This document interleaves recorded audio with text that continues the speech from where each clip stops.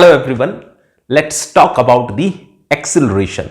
The key word that defines the acceleration is the change. The change in velocity is known as the acceleration, and in this entire video we'll be talking about the change in velocity means the acceleration. Since velocity is a vector, so it can change in following ways. Number one, either particle speeds up or slows down, then we say the particle is accelerating. Second thing, particle changes its direction of the motion, then also we say the particle is accelerating. And the third possibility, particle is changing its direction of motion as well as changing its speed, then also we say the particle is accelerating. Getting it? Physiologically, we humans respond to the accelerations. We do not respond to the velocities. For example, you are sitting in a car moving with a constant velocity of 90 km per hour, or you are sitting in an aeroplane moving at a constant velocity of 900 km per hour. You do not have any bodily awareness of the motion. But if the car or the plane changes its velocity quickly, you'll immediately come to know about that, or even you might get frightened by that. Okay, so your body responds to the accelerations, not to the velocities. Clear? Here comes one central question: why acceleration is so important? There are many instances where we need to know about the acceleration very well. I'll be taking a few examples. First example is from your daily life. Your smartphone can measure the accelerations in all three directions, the X, Y or Z. How to try that? I'm giving you a trick here. You try these codes and follow the method shown here, and you can check the accelerations registered by your smartphone. Okay. The second example, the inertial guidance system or the inertial navigation systems. Few examples such as the submarines or the aeroplanes or the missiles, they deploy such kind of systems. If you know the initial velocity and the initial position and subsequent acceleration, then you can determine the position at any given moment of time using such guidance system. Usually these are preferred in the submarines because submarines cannot access the outer reference systems for their positioning. Getting the idea? Another place where the acceleration is important is the adventure ride in the amusement parks. I hope you all have taken the adventure rides in the amusement parks. So the part of thrill is because of the velocity or is because of the acceleration? Is because of the change in the velocity. What do you say? In your amusement park rides, the thrill is happening because of the change in the velocity.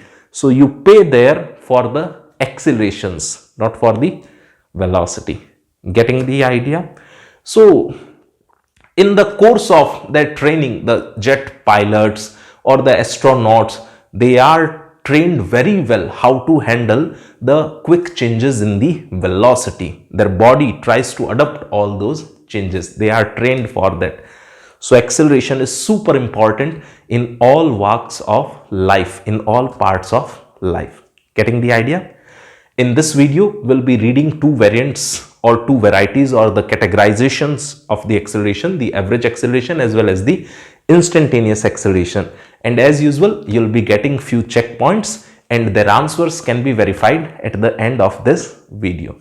So as usual, I'll request take out your notebook and pen and start making your notes. Wherever you require, you may pause the video for making your notes. Okay. So I'm starting with the first topic, the average acceleration. The formula for average acceleration is pretty simple. Average acceleration means change in velocity divided by the time interval. So V final minus V initial divided by T final minus T initial, or we can write it as delta V vector divided by the delta T. Getting it? Looking at the formula, you can tell that average acceleration is a vector quantity. Second thing, It can be positive, negative or zero.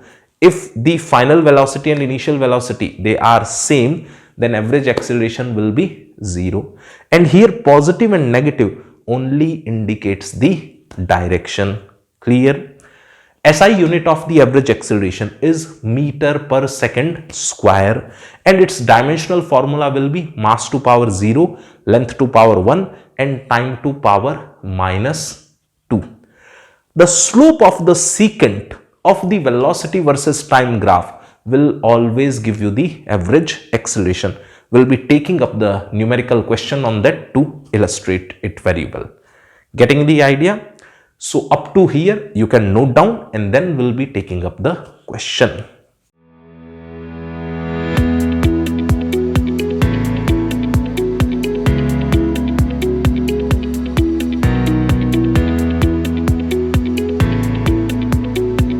Here is the first question and it's simple one. An athlete takes 2 seconds to reach the speed of 18 km per hour. This athlete is starting from rest. Then we need to find the average acceleration for this time interval. Getting the idea? Solution is pretty simple. Let's pay attention here. We know that the average acceleration is written as final velocity minus initial velocity divided by t final minus t initial. Here I am assuming that athlete is running along a straight line, so I am dropping the vector signs. The final velocity is 5 meter per second along that straight line. The initial velocity is 0. How 5 meter per second? Actually 18 kilometer per hour can be written equal to 5 meter per second. I hope you know this interconversion. Okay, if you don't remember, I'll let you know. 18 kilometer per hour can be written as 18 into 1000 meter divided by 3600 seconds, and when you compute it you'll get this data. Okay, fine. Divided by the time taken is 2 seconds. So when you simplify this thing, your answer will come out to be 2.5 meter per second square. Clear? Since it's a unidirectional motion, so I dropped the vector sign. The plus sign indicates that particles' average acceleration is directed along the positive direction. Okay? Note it down, then we'll be taking up the second question. A car is moving with the speed 20 meter per second along a straight line, and then it is brought to rest by applying the brakes, and it takes 5 seconds. Okay, we need to find the average acceleration for this time interval. If you wish, you may pause and you can give it a try.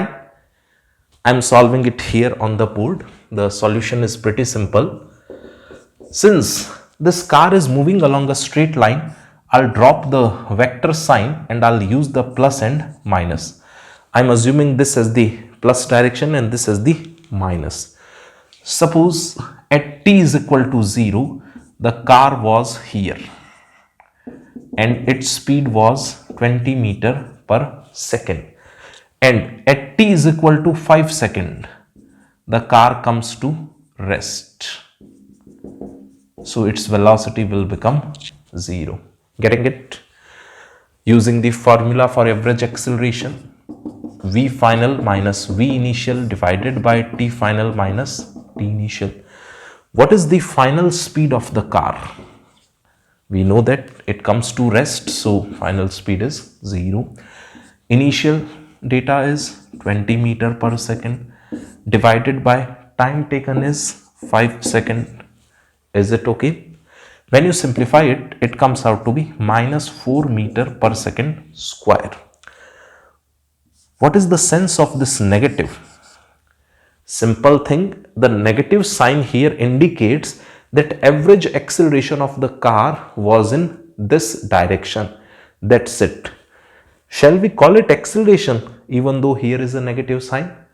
The answer is yes. In physics, if the sign here is positive or negative, in both cases we call it acceleration only. Here is the next question. A car is completing a semicircular turn in 10 seconds and the speed of the car is always 54 km per hour.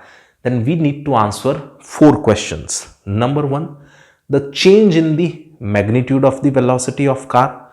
Second part, the change in the velocity. Third part, the magnitude of the change in the velocity. And the last part, we need to find the average acceleration. It's a good question. If you wish, you may pause here and you can give it a try. And then you can match your answers with the board. So here I'm writing the solution for the first part. First part is asking change in the magnitude of velocity. What do you understand by the word magnitude of velocity? Magnitude of velocity means speed. So here we require the change in the speed. It means final speed minus initial speed. Pay attention here.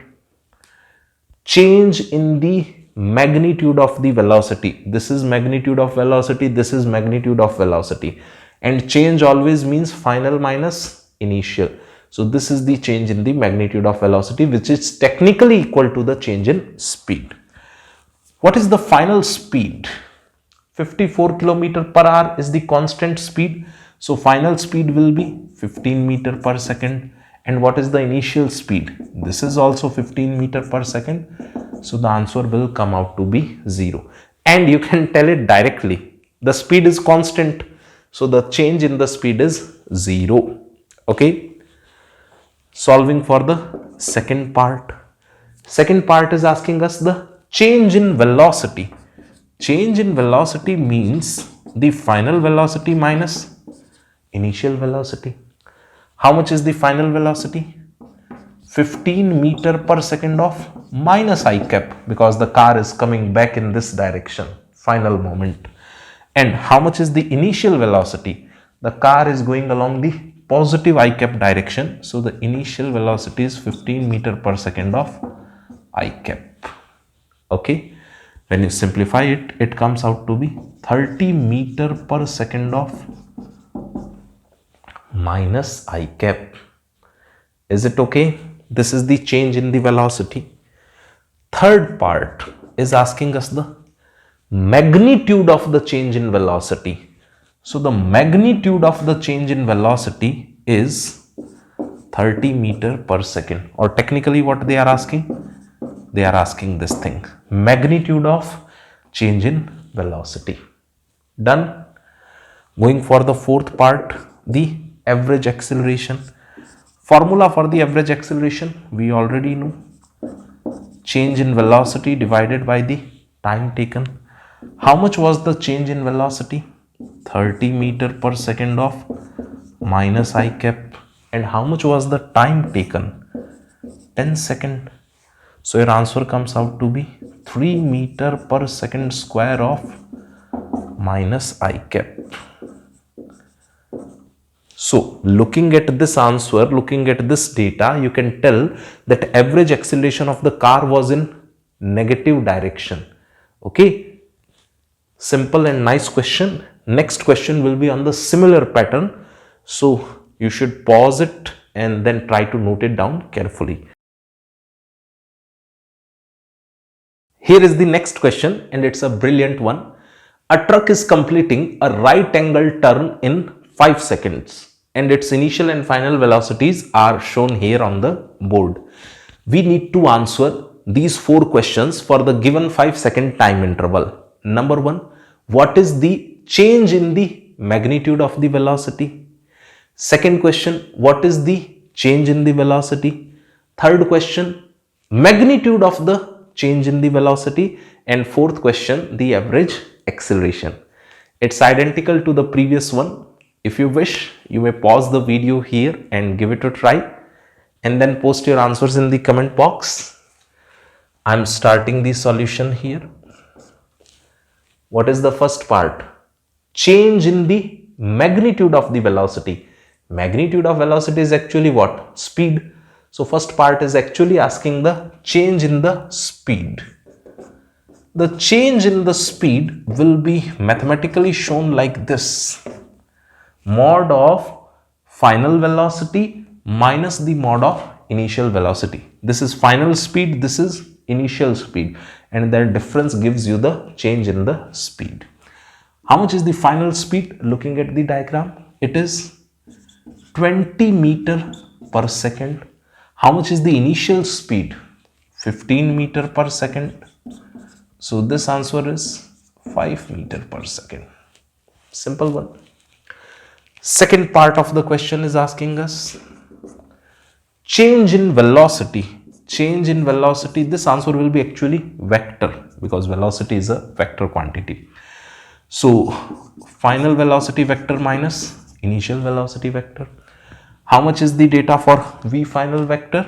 Look at the diagram, you can tell 20 meter per second of j cap. And what is the data for v initial? 15 meter per second of I cap. This is the change in the velocity. Third part is asking us the magnitude of the change in velocity. So we require this thing. How to take the magnitude of such a vector? You know this thing. It is 20 meter per second square plus minus 15 meter per second square. Getting it? So it comes out to be 25 meter per second. Simple question. This answer is scalar. This answer is scalar, but this answer is vector. Keep in mind. Now I am going for the fourth part, the average acceleration. Formula for average acceleration we already know. Change in velocity divided by the time taken or the time interval. Change in the velocity is available here, minus 15 I cap plus 20 j cap meter per second, and the time taken is 5 seconds. We already know these computations, so I'm simplifying it further. It comes out to be minus 3 I cap plus 4 j cap meter per second square. This is the average acceleration. Okay, I can plot it vectorially if you pay attention here. Let's say this is I cap and this is j cap. This minus 3 I cap, everyone knows, will be in this direction, and this 4 j cap will be in this direction. So where will be the resultant? Somewhere like this. This red vector is indicating the direction for the average acceleration. Okay. If you want to make a triangle, then this length here will be 3. This length here will be 4. Minus 3 I cap in this direction plus 4 j cap in this direction. Then what will be this length? By Pythagoras theorem, you can tell that this length will be 5. Done. This angle here will be 53 degree almost. Now using this data, this acceleration can be defined in another ways. For that I am defining the sense of direction also. This direction will be taking as north, this will be taking as south, this will be west, and here will be east. So the same acceleration I am reporting in a different manner. The magnitude of the average acceleration is 5 meter per second square, and its direction is 53 degree north, almost 53 degree north of west. I hope you understand this. From west direction you are turning by 53 degree along north, or the same answer can be beautifully again written as 5 meter per second square, almost 37 degree west of north. Do you understand it? This angle is almost 37 degree. So 37 degree west of north. I hope you understand it. Okay. And logically also, why the average acceleration is pointing in this direction? because if you check, the initial velocity was in this direction, the final velocity was in this direction, and when you solve the change in velocity, that change in velocity will actually come out in this direction, and the average acceleration is always directed along in the direction of the change in velocity. Okay, it's a brilliant question. You may pause here and note it down, then we'll go further.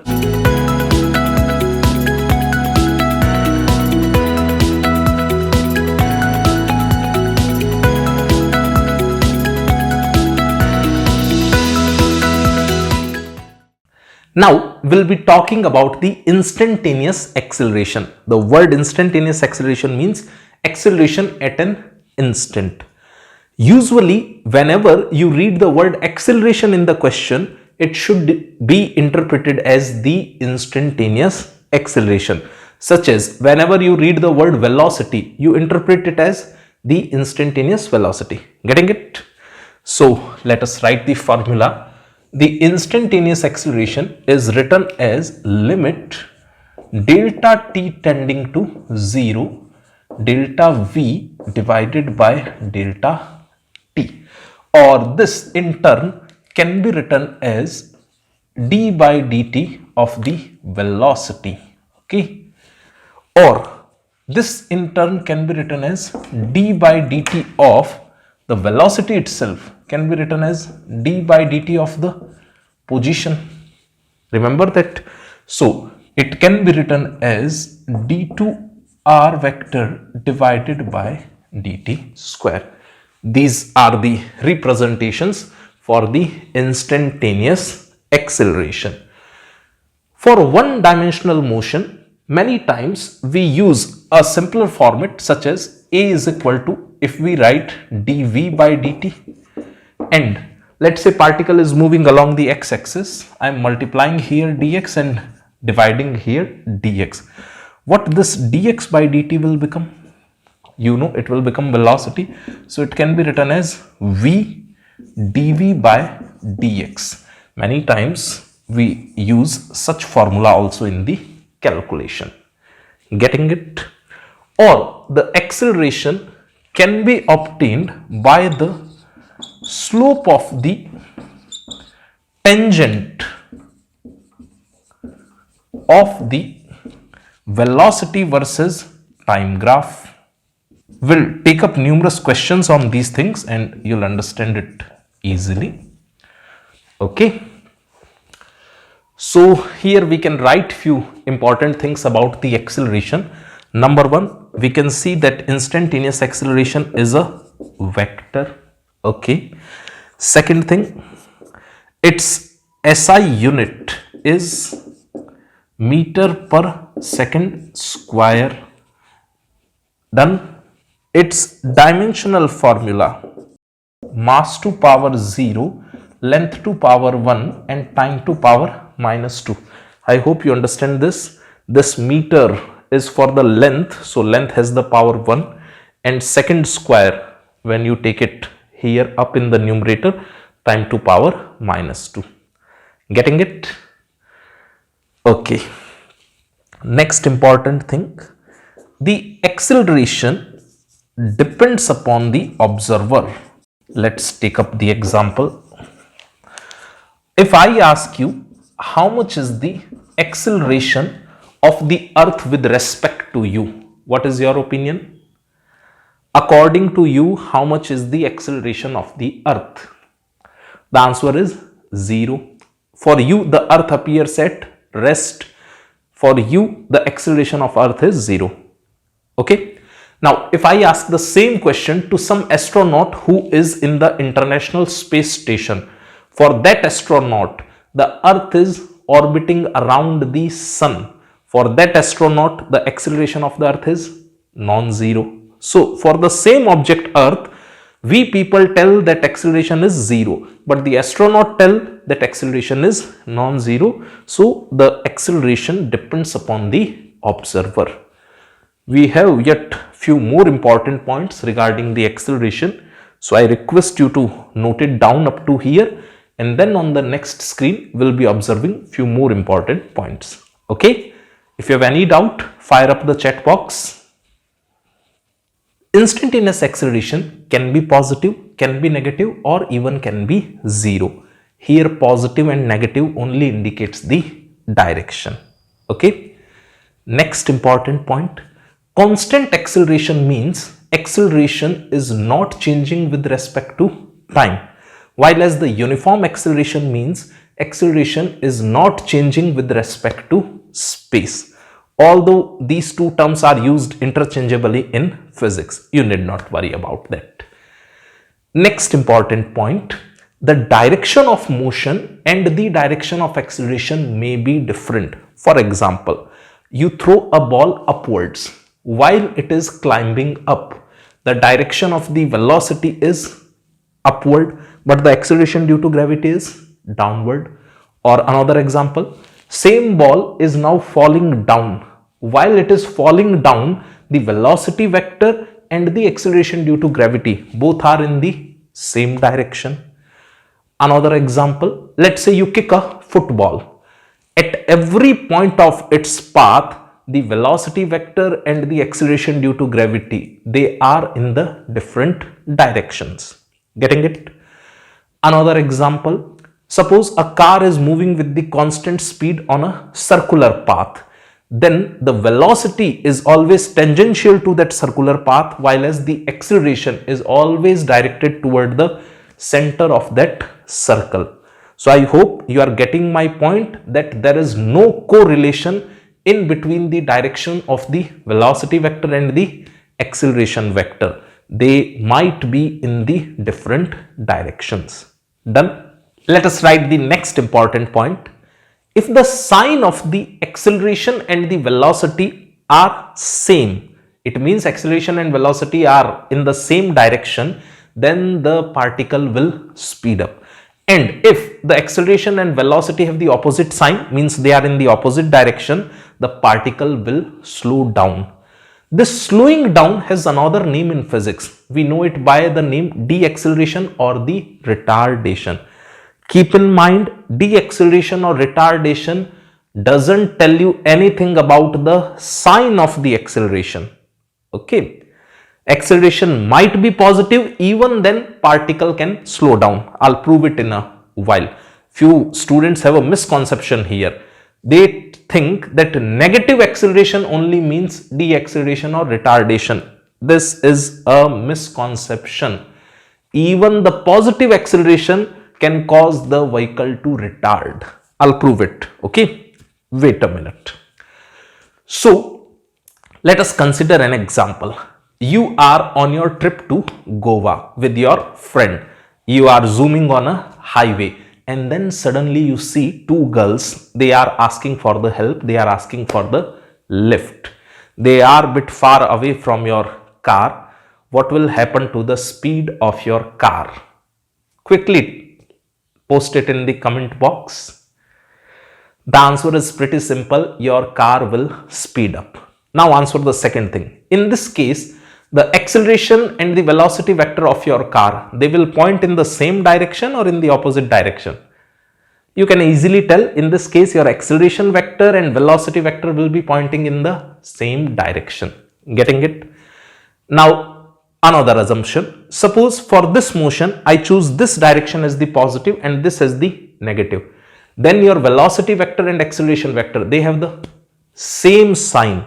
If the velocity vector and acceleration vector have the same sign, the car will speed up. Getting it? Okay. Suppose some other student want to choose this direction as the positive. For that student, the velocity vector and a vector both are negative. Even then car will speed up. See the interesting thing. For this student, the acceleration is negative. Even then the car is speeding up. Okay. So you should not have that misconception in your mind that negative acceleration always means slowing down. If acceleration is negative as well as velocity is negative, then car will speed up. Done? Okay. Let us take up the another example. Suppose you are using your mobile phone while driving the car and then suddenly you see the cops on the highway on the road. What you will do? your car will slow down. Okay, in this case, if I ask you another question, what is the direction of your velocity vector and acceleration vector, same or opposite? Anyone can tell? In this case, the direction of your velocity vector and acceleration vector will be opposite. Clear? Now suppose some student want to choose this direction as the positive. For that student, velocity vector is positive but acceleration is negative, and since velocity and acceleration have the opposite sign, so the car is slowing down, its speed is decreasing. Suppose some other student want to choose this direction as the positive, then for that student the acceleration is positive but velocity is negative. Even then the car is slowing down. Notice the remarkable thing. For this student the acceleration is positive, even then car is slowing down. So if I ask you, positive acceleration always means speeding up, true or false? Let me know in the comment box. Positive acceleration always means speeding up. The answer is false. If I ask you, negative acceleration always means slowing down, true or false? The answer is again false. Actually, just looking at the acceleration, you can never tell that particle will speed up or slow down. You should check two things simultaneously, the acceleration as well as the velocity. If acceleration and velocity are pointing in the same direction, the particle will speed up. If acceleration and velocity is pointing in the opposite direction, the particle will slow down. I hope you get this idea. Your misconceptions are cleared. Okay? Note it down, then we'll go further.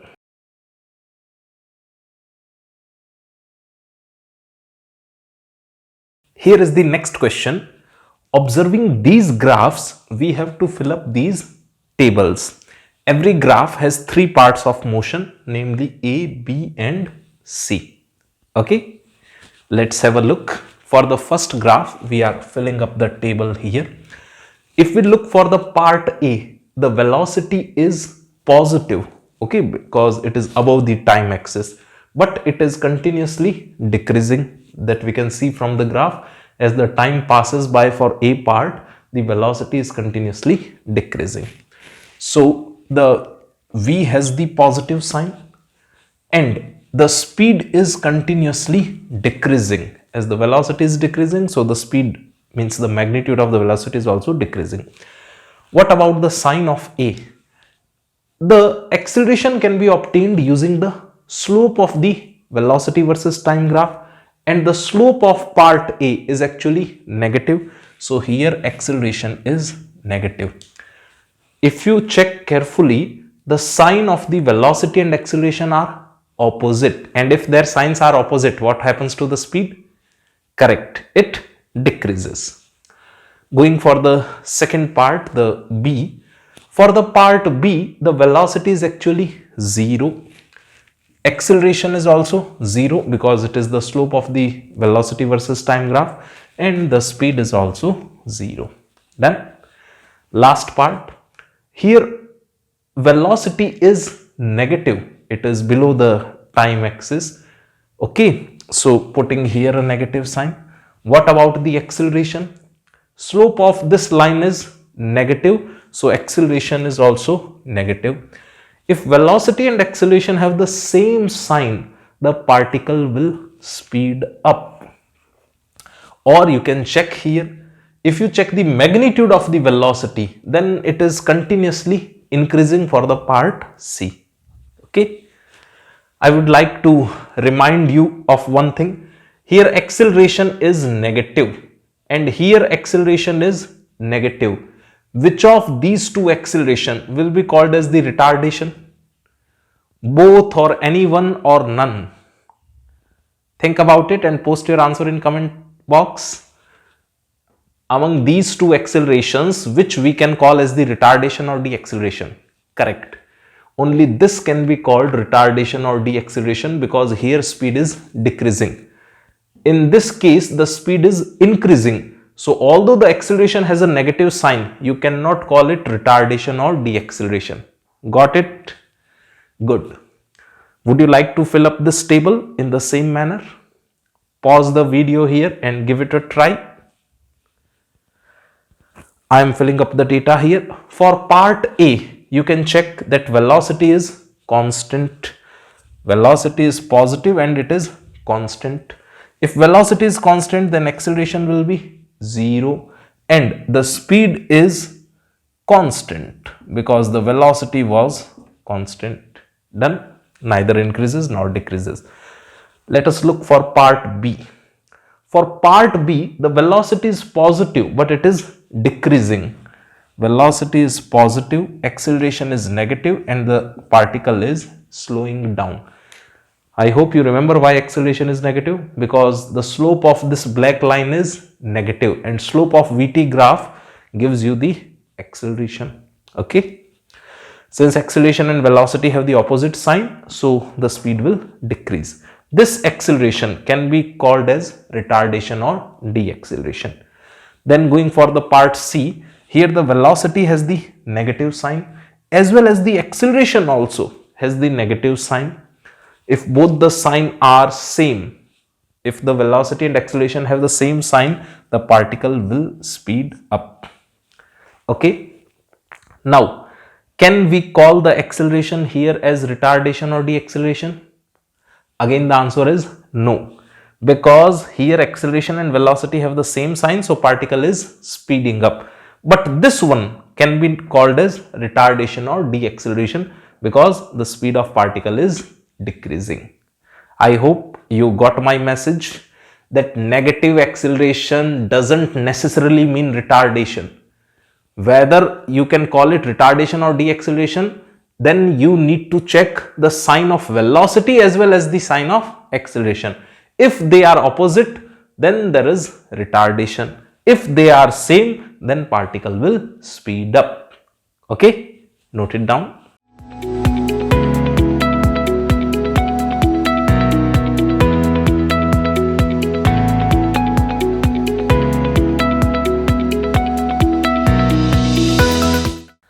Here is the next question. We have a velocity versus time graph and we need to find the instantaneous acceleration at t is equal to 1 second and t is equal to 4 seconds.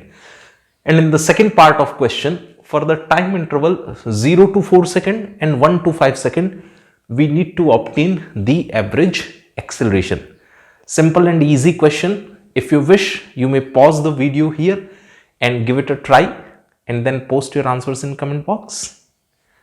I'm starting the solution here. It's pretty easy. For the first part, we need the acceleration at t is equal to 1 second. How we obtain the instantaneous acceleration from a velocity versus time graph? You remember? The instantaneous acceleration can be obtained using the slope of the tangent. So let's say this is the moment t is equal to 1 second. How much is the slope of the tangent here? You can easily tell slope of the tangent is equal to the slope of this straight line, and slope of this straight line is 10 divided by 2. Do you get it? This vertical height is 10 and this length is 2. So the answer is 5 meter per second square. Done. Then we need acceleration at t is equal to 4 seconds. It means again we need the slope of tangent at t is equal to 4 seconds. For slope of tangent, we can directly take the slope of this straight line, and this time the slope of straight line is negative. So I'm writing the data here, minus 10 divided by 4 meter per second square, which is minus 2.5 meter per second square. Is it okay? How you got the slope? We already know that slope of this straight line is negative. Then this vertical height is 10 and this horizontal length is 4. Getting it? Going for the second part of the solution, the average acceleration for time interval 0 to 4 seconds. The average acceleration can be obtained using the slope of the secant. So this moment is 0, this moment is 4 seconds, and the secant will go like this. Getting it? You need the slope of this secant. Done. Or you can use the formula V final minus V initial divided by T final minus T initial. At 4 second, how much is the velocity? Can you tell? You can use the unitary method to obtain that data. Think about it. Look at this triangle, this one, okay? In the 4-second time interval from here to here, if you check that 4-second time interval, velocity decreases by 10. So in this 2-second time interval, velocity will decrease by 5. So this data here should be 5. So at t is equal to 4 second, the velocity must be 5 meter per second. So I am putting that answer here. Initial velocity at t is equal to 0 is 0 only. Final time is 4, initial time is 0. So it comes out to be 1.25 meter per second square. Simple. Or you can take the slope of this red secant, that will also be 1.25 only. You can check it. See, if you want to take the slope of this secant, then this length is 5 and this length is 4. So 5 divided by 4, this will be your answer. Done. Going for the last part of the calculation, V final minus V initial divided by T final minus T initial. So we need the final velocity at 5 seconds, we need the initial velocity at t is equal to 1 second. Let us try to obtain the data. The 5-second moment will be somewhere here. So at 5 seconds, how much should be the velocity? Think about it. Simple common sense, you can tell. At 5 seconds, the velocity will be 2.5 meter per second. How? Think about it. In this 2-second time interval, 4 second to 6 second, how much is the decrement in the velocity? In this 2-second time interval, velocity decreases by 5. So in the 1-second time interval, velocity will decrease by 2.5. So this data here will be remaining 2.5 only. Clear? Just use the unitary method. And now we need the velocity at t is equal to 1 second. For that also I am using the unitary method. Look at this triangle, this one, okay? In 2 seconds, the velocity increases by 10.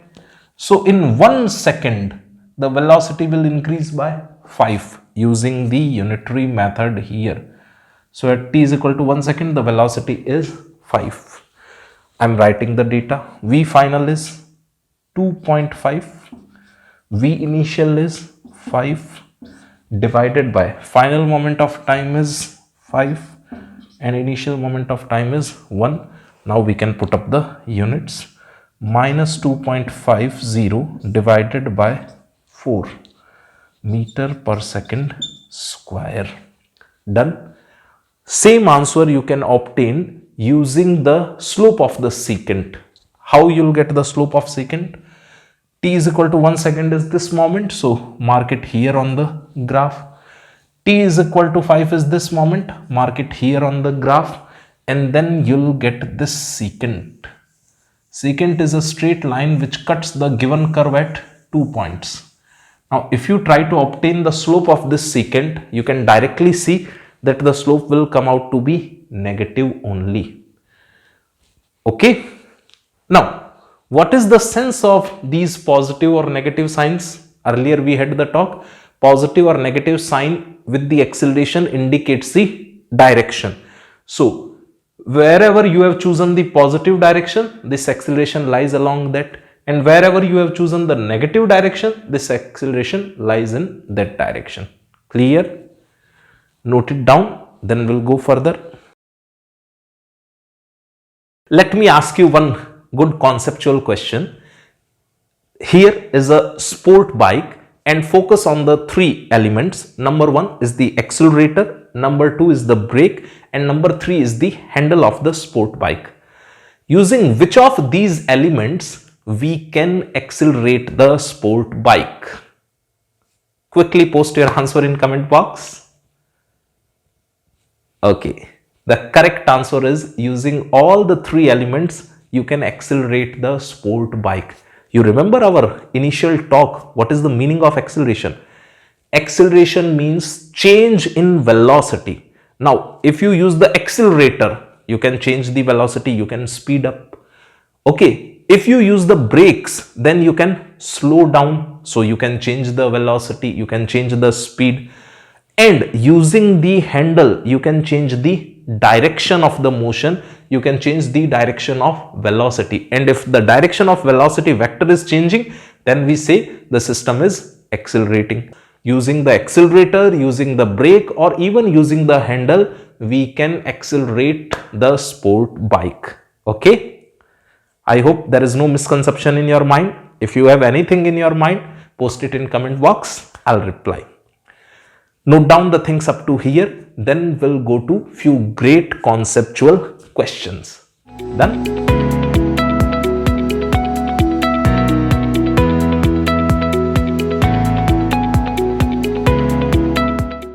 Here is another great conceptual question.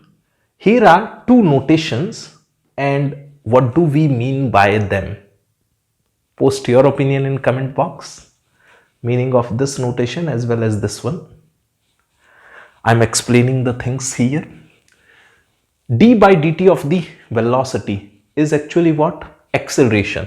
And this is the modulus. So technically it is the modulus of the acceleration, or you can simply write it as a, or you can call it the magnitude of acceleration.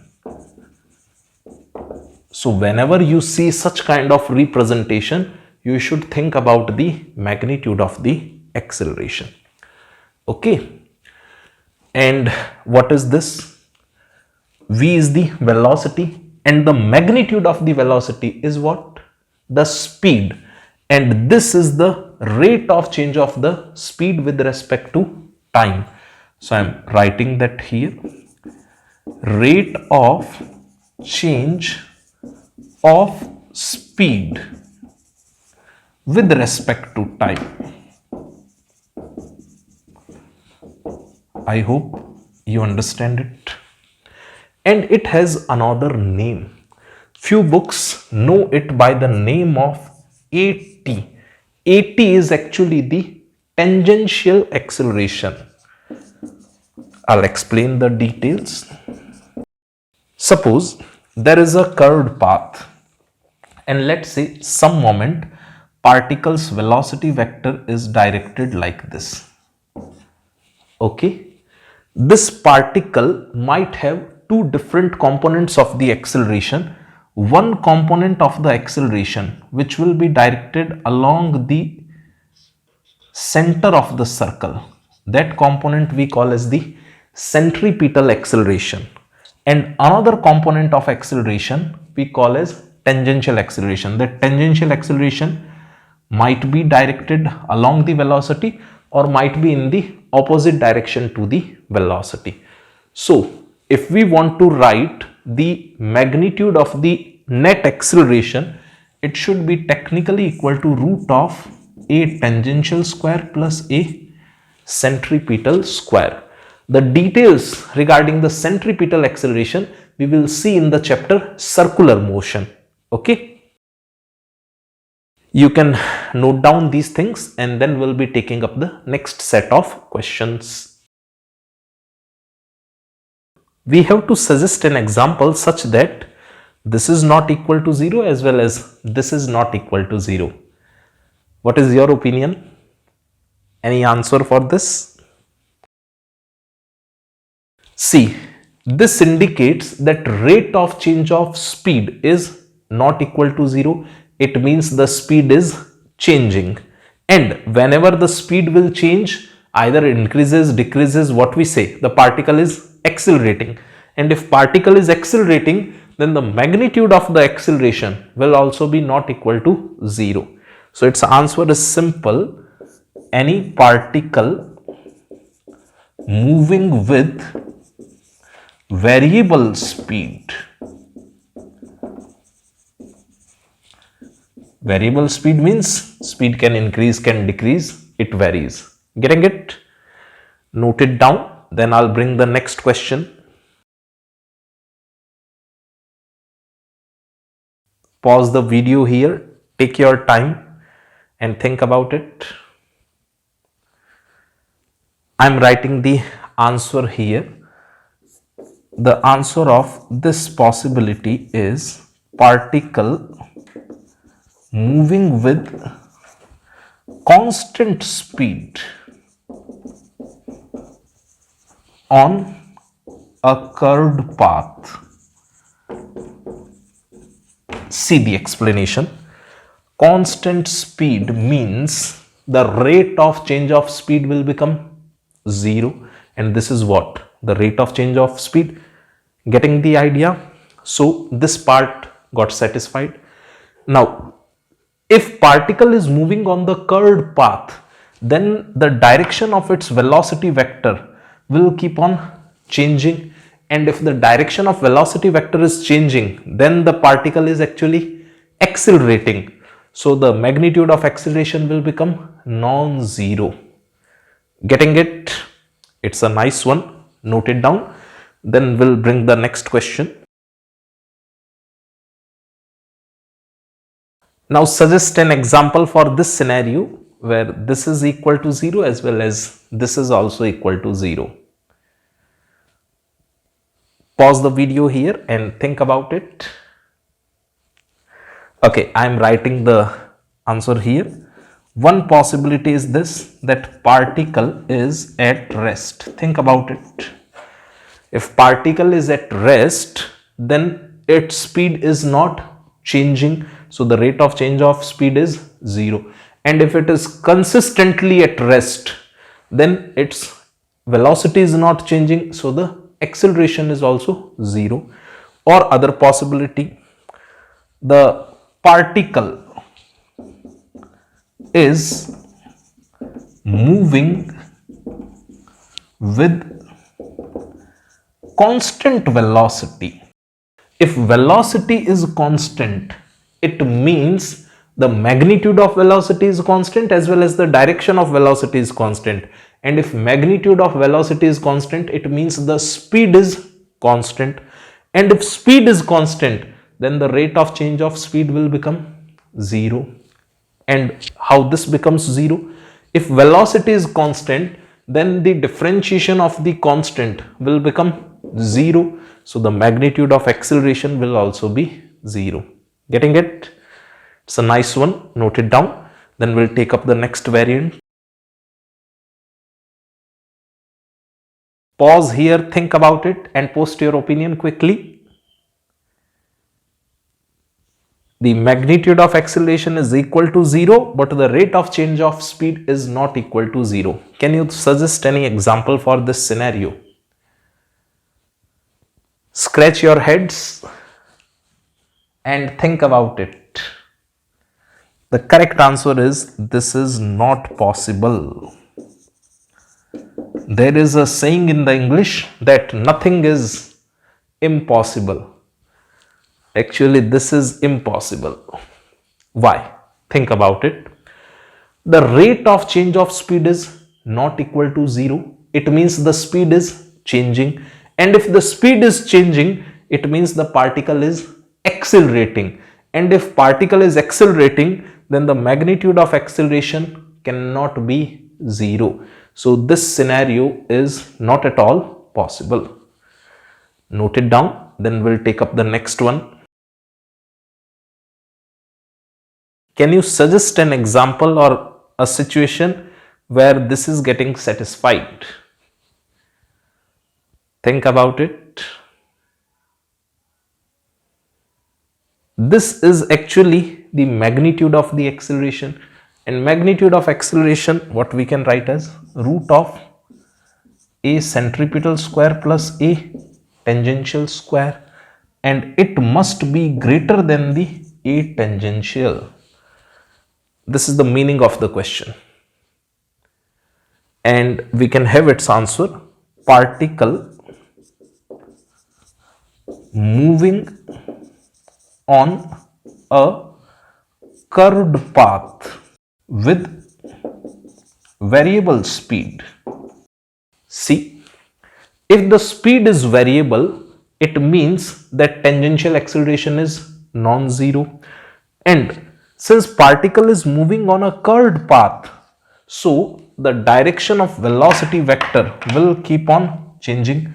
The velocity is always along the tangent to the path. And if direction of v is continuously changing, then there is centripetal acceleration present. Okay. So here we have the presence of centripetal acceleration as well as the tangential acceleration. And in the RHS, we have the presence of only the tangential acceleration. So obviously the LHS will be greater than the RHS if the particle is moving with the variable speed on a curved path. Getting it? Note it down. Then we'll take up the next question. Here is the next question. Can you suggest any example for this scenario? The magnitude of acceleration is less than the rate of change of speed. Think about it. Mathematically, this is what? A root of a centripetal square plus a tangential square less than a tangential. Think about it. Is it possible? The answer is this is not possible.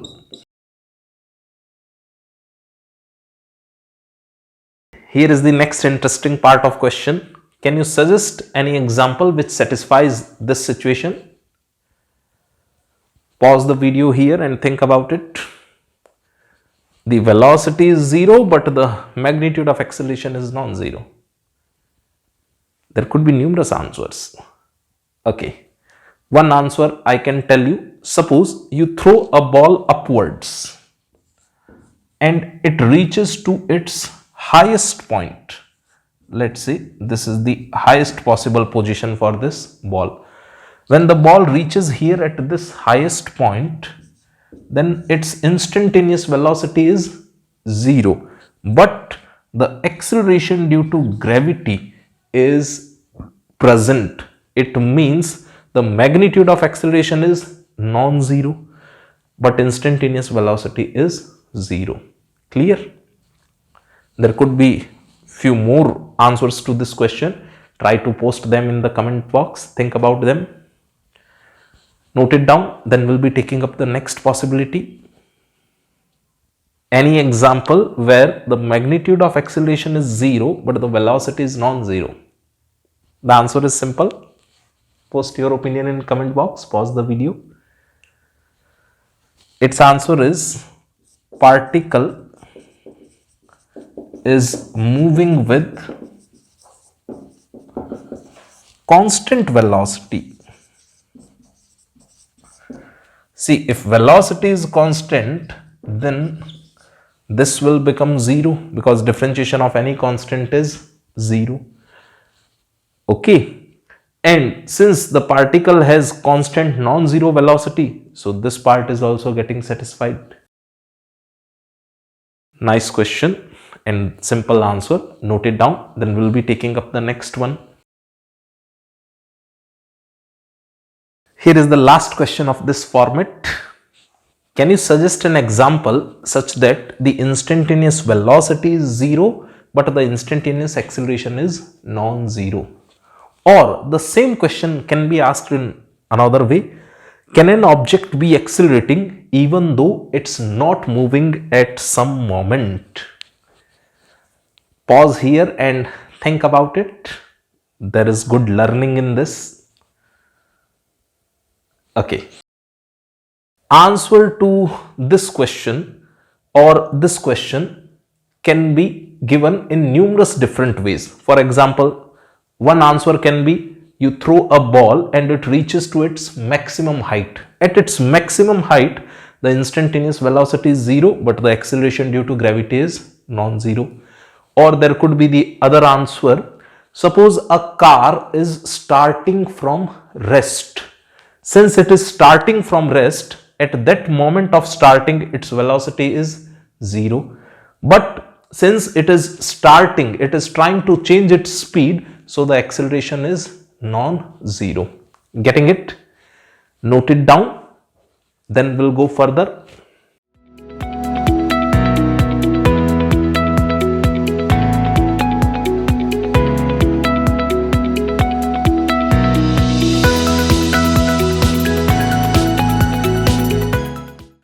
Here is the next question. We have the position of a particle as shown here, and we need to find the angle between the position and the acceleration. It's a simple question. If you wish, you may pause here and you can give it a try. I'm starting the solution here. How you find the angle between two vectors? Do you remember? Dot product. Correct. Theta will be equal to cos inverse of r vector dot a vector divided by the magnitude of r vector and magnitude of a vector. Do you remember this? Then the calculation is simple. We already have the r vector. Now we need the a vector, and we know how to find the a vector. A vector is equal to d by dt of v vector. It means first you need to obtain that v vector. V vector is equal to d by dt of r vector. You know how to do this differentiation? Operate it. It will come out to be cos t I cap minus sin t j cap, and the unit of v is meter per second. Do you agree? If you know the v, you can easily obtain the acceleration. Means you need to differentiate this thing. So speak up what you will get via differentiation. Differentiation of cos t will be minus sin t. Remember that. And differentiation of sin t will be cos t. Unit of acceleration is meter per second square. Now we have the availability of a vector as well as r vector. Although few smart students can directly tell the answer now. If you look carefully, this data and this data, how they are pointing, actually they are pointing in the opposite directions. So I am writing it directly.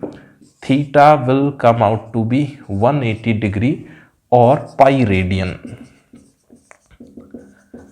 If you want to calculate it, you can try it with this formula. You'll get the same answer.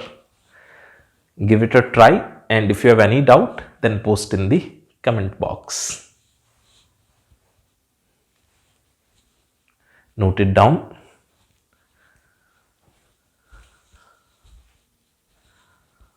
Here is the next question.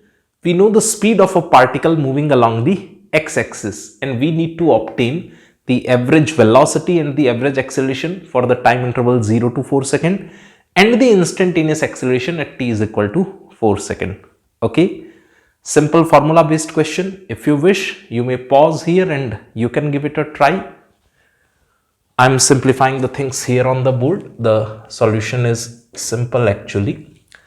We know that dx by dt can be taken as v. Dx can be written as v dt. Do you agree? Value of v is already available. So I am putting that here, 3t square plus 6t. Okay. And now we can integrate both sides. When t is equal to 0, the value of x was 5. And at time t, the value becomes x. Okay. Simplify this integration. Here we will have x minus 5 and this will be t cube plus 3t square. I have simplified the integration by putting up all the limits. Now we need the average velocity. What is the formula for the average velocity? Average velocity is equal to displacement divided by time interval. Do you remember that? And what is this parameter? X minus 5. It is actually the displacement. See, the final position minus the initial position. So here we have the availability of the displacement. So finding the V average, it will be equal to t cube plus 3t square. And how much time interval is given to us? 4 seconds. Now here you can put t is equal to 4, the final moment of time. Okay. So simplifying that again, 4 cube plus 3 into 4 square divided by 4. Let us simplify it further. So answer will come out to be 28 meter per second. This is the solution for the first part, the average velocity. Average velocity is coming out to be positive. It means that average velocity is directed along the positive direction of the x-axis. Okay. Now going for the second part of the calculation. In second part, we need the average acceleration. Formula for average acceleration we already know, v final minus v initial divided by t final minus t initial, and the function of velocity we know, 3 into final moment of time is 4 square plus 6 into 4. This data is your v final. Do you agree? 3t square plus 6t minus the initial velocity. The initial velocity is 3 into 0 square plus 6 into 0 divided by the time interval 4 minus 0. We can simplify it further. 3 into 16 plus 24 minus 0, no need of writing that, divided by 4. So let us simplify it further here. From 4 you can cancel out the data here. This is 4 and this will become 6. So on simplifying, 18 meter per second square. While doing the calculation, you can skip the units and later on you can write the unit in your final step. And then we need the last part, the third part, the instantaneous acceleration. We know that A is equal to dv by dt. So we need to differentiate the given function of the velocity. It is d by dt of 3t square plus 6t. A comes out to be 60 plus 6. Acceleration at t is equal to 4 seconds is required. So 6 into 4 plus 6. So acceleration at t is equal to 4 seconds comes out to be 24 plus 6 means 30 meter per second square. This instantaneous acceleration comes out to be positive. What does it mean? Same thing, acceleration is along the positive x-axis. Clear? So here we have answers of all the parts. This is the calculation for the second part and this was the calculation for the third part. I hope you understand all these things. Okay, you can note it and then we'll be taking up the next question. Here is the next question. We know the relation between the acceleration and velocity for a particle moving along the x-axis, and we need to find the relation between the acceleration and the position. Okay, getting the question? If you wish, you may pause here and you can give it a try yourself. It's simple. I'm starting the solution here. Since the particle is moving along the x-axis, so can we write acceleration as v dv by dx?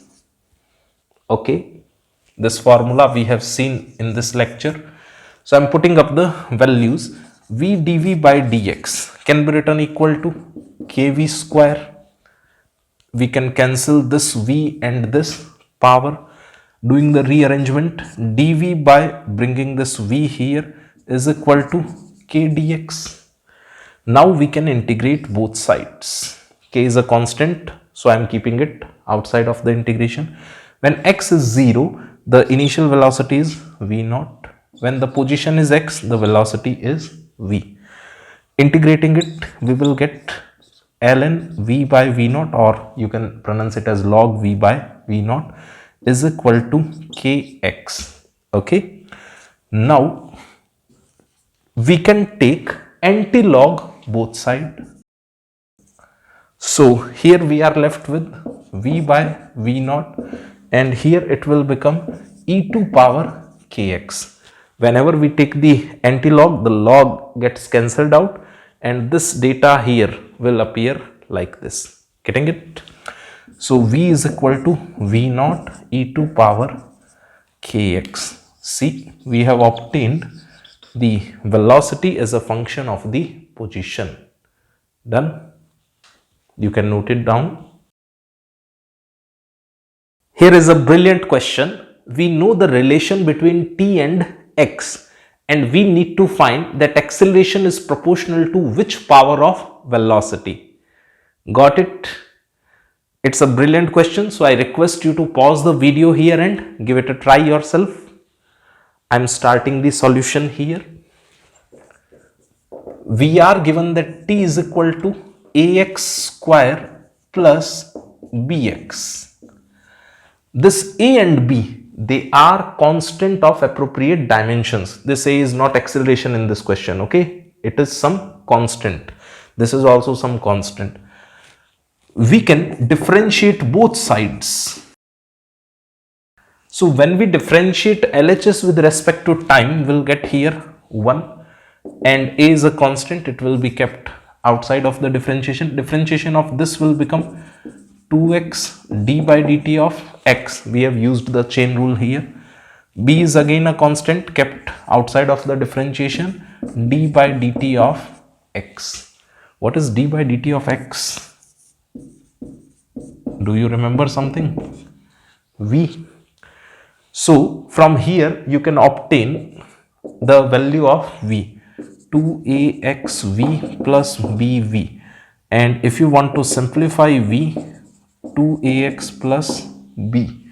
So v can be written as 1 by 2ax plus b, or if you wish you can write it as 2ax plus b to power minus 1. This is the value of v. Okay. We know one formula for the acceleration. A is equal to v dv by dx. But since a has already been used here in the question, so I'll write here the word acceleration. So there should not be any confusion. Acceleration is equal to v dv by dx. We already know this formula. V is available. If we can obtain dv by dx, then we'll get the relation between the acceleration and velocity. So here I'm trying to obtain the dv by dx. D by dx of v actually means d by dx of 2ax plus b to power minus 1.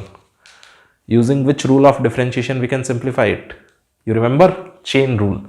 So differentiating it, minus 1, 2ax plus b to power minus 1, and then d by dx of 2ax plus b. Do you agree?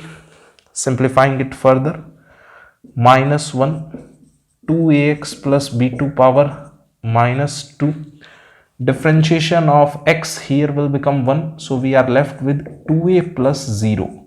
B was a constant, so its differentiation will become 0. So the dv by dx is now available. I am writing it in a simple way, minus 2a v square. Think about it.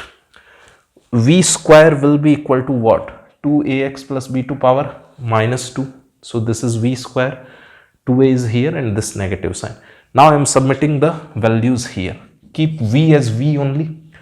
And dv by dx can be written as minus 2a v square.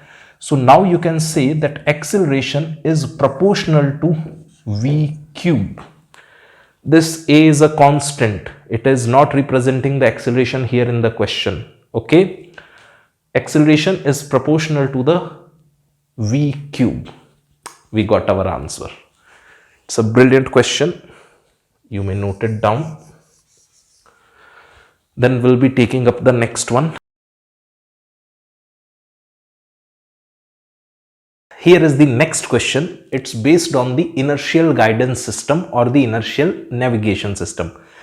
In the starting of the video, we had the talk that usually the submarines cannot access the external sources for their positioning. So they use the inertial guidance systems. For a submarine, we know that at t is equal to 0, its initial velocity is 0 and we know its initial position. And subsequent acceleration is known to us. Then we need to find the position of this submarine at t is equal to 2 seconds. Got the question? If you wish, you may give it a try. I am starting the solution here.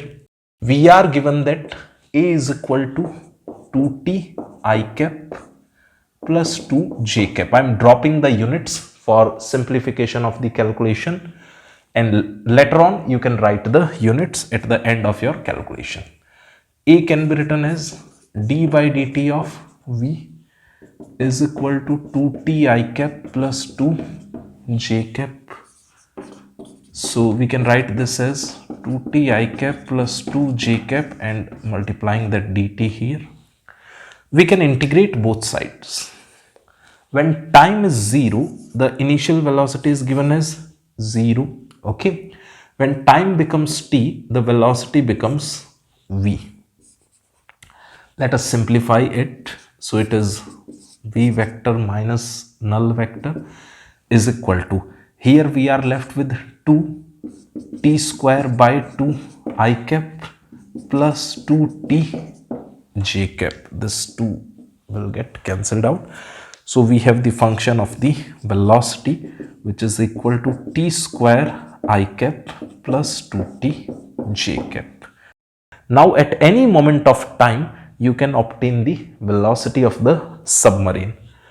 Now we actually want the position of the submarine. So this v can be written as d by dt of position r vector. Okay. This is equal to t square I cap plus 2t j cap. Taking the further calculation here, dr vector is equal to t square I cap plus 2t j cap, and putting that dt here. Do you agree with this? Now we'll be integrating both sides. T is equal to 0. We know the initial position vector. Let's call it ri vector. And t is equal to 2 seconds. We need our answer. This we call as r final. Do you agree? Simplify it. It will become r final minus r initial is equal to t cube by 3 0 to 2 I cap plus 2 t square by 2 0 to 2 j cap. Simple. We can cancel this 2 directly. So r final vector minus value of r initial vector is also known to us, 2 I cap plus j cap, and this will become 8 by 3 I cap. Put the upper limit here, then put the lower limit, plus 4 j cap. Okay, so the final position vector will be equal to 2 plus 8 by 3 of I cap plus 5 j cap, and the unit will be meter. For velocity, the unit will be meter per second. Wherever you require the units, at last you can write the units. Okay. Got it? Simple and easy question. You can note it down. Then we'll be taking up the next one. Here is the next question, and it's a good one. We need to find the position of the particle along the x-axis when it achieves the maximum speed. Looking at the word maximum, you should get the hint that this question will use the concepts of maxima. So if you wish, you can give it a try by pausing the video. I am starting the solution here. We are given that x is equal to 60 square minus t cube. For simplification, I am dropping the units. Later on at the end, we'll write the units. And v is equal to d by dt of x, so which is equal to 12t minus 3t square. And a is equal to d by dt of v, which is equal to 12 minus 60. Done. Now we'll use the concepts of maxima and minima. For maximum speed, d by dt of v should be equal to 0 and d2v by dt square should be equal to less than 0. That was the concept of maxima. So let us try these things. D by dt of v is equal to 0. D by dt of v is already available. 12 minus 60 is equal to 0. So this gives us t is equal to 2 seconds. And let's check at t is equal to 2 seconds. Do you satisfy this condition? So d by dt of 12 minus 60 must be equal to less than 0 at t is equal to 2 seconds. So first I am simplifying this. D by dt of 12 minus 6 d by dt of t. Differentiation of 12 will become 0 and minus 6 is actually less than 0. It means this condition is also getting satisfied. This is satisfied at all moments of time. T is equal to 1 second, 2 second, whatever you consider, because time is not appearing here. It means at t is equal to 2 second, particle will achieve the maximum speed. So we need the position at t is equal to 2 second. X is equal to 6 into 2 square minus 2 cube and the unit will be meter. You can simplify it. 6 into 4 minus 8. Getting it? Meter. So 24 minus 8 meter, which is equal to 16 meter. So when particle is at x is equal to 16 meter, at that moment its speed will be maximum. Clear? Note it down. Then we'll be taking up the next one. Here is the next question. We have a relation between the acceleration and the velocity, and we need to find the velocity as a function of time, position as a function of time, and time taken to reach at its maximum possible position. Getting the question? Simple formula based question. If you wish, you may pause the video here and give it a try yourself. I'm starting the solution here. We are given that acceleration is equal to minus b times v. Okay, this can be written as d by dt of velocity is equal to minus b times v. I'm shifting this v here in the LHS. dv by v is equal to minus b dt. Now we can integrate both sides. When time is 0, the initial velocity is given in the question as u. When time is t, let's say the velocity is v. How to simplify this? It will be log of v by u, ln v by u, and this will be minus bt. Now we can take anti-log both side. Then v by u comes out to be e to power minus bt, and from this expression we can obtain that v is equal to u e to power minus bt. This is the first answer, the velocity as a function of time. Okay, if you wish, you can plot its graph also. The v versus t graph will be exponentially decaying like this. When t is 0, the v is equal to u, and as the time is increasing, the v is decreasing, and when time approaches infinity, the v approaches to 0. I am writing that information here.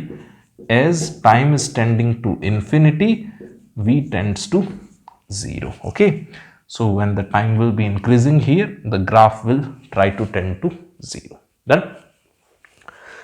Next calculation. After obtaining the v, we will obtain the x, the position. So we know that dx by dt can be written as equal to v. So dx is equal to v dt, and v is already available. putting the value of v here, u e to power minus bt and dt here, this is dx. Done. Now we can integrate the things. When t is equal to 0, the particle is at x is equal to 0. At time t, the particle is at x. Okay. Now integrating it, x minus 0 is equal to u e to power minus bt by minus b, and the limit goes from 0 to t. Done. This minus b we can take outside, so it is minus u by b. Now I am putting up the limit. First, at the place of t, we will put the upper limit.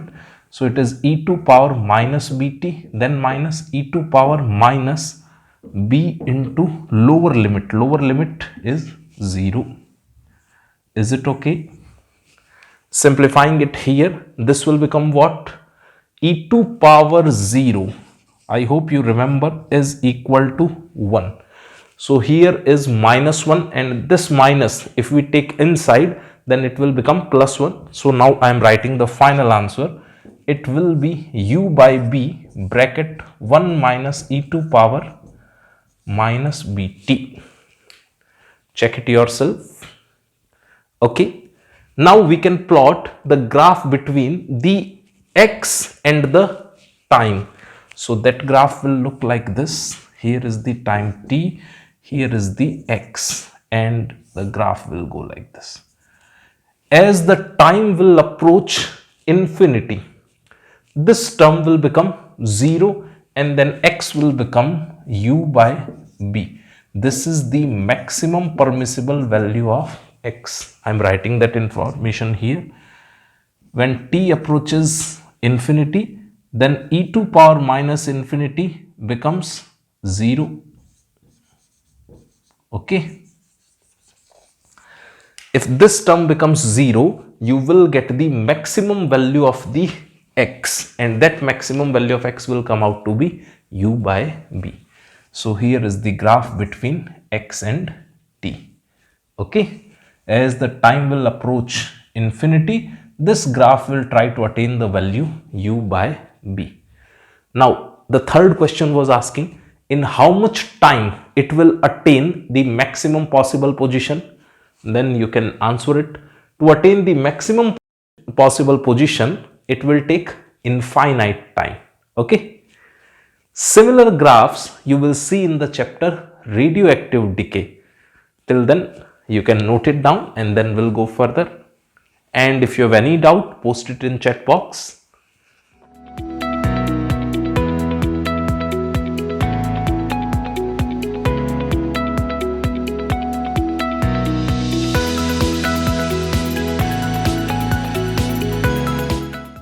Here is the next good question. We know the initial velocity of a particle as well as its acceleration, and we need to find the time when the particle will come to rest. Got it? You give it a try. I am simplifying it on the board. We know that dv by dt is given to us as minus 2.5 root v.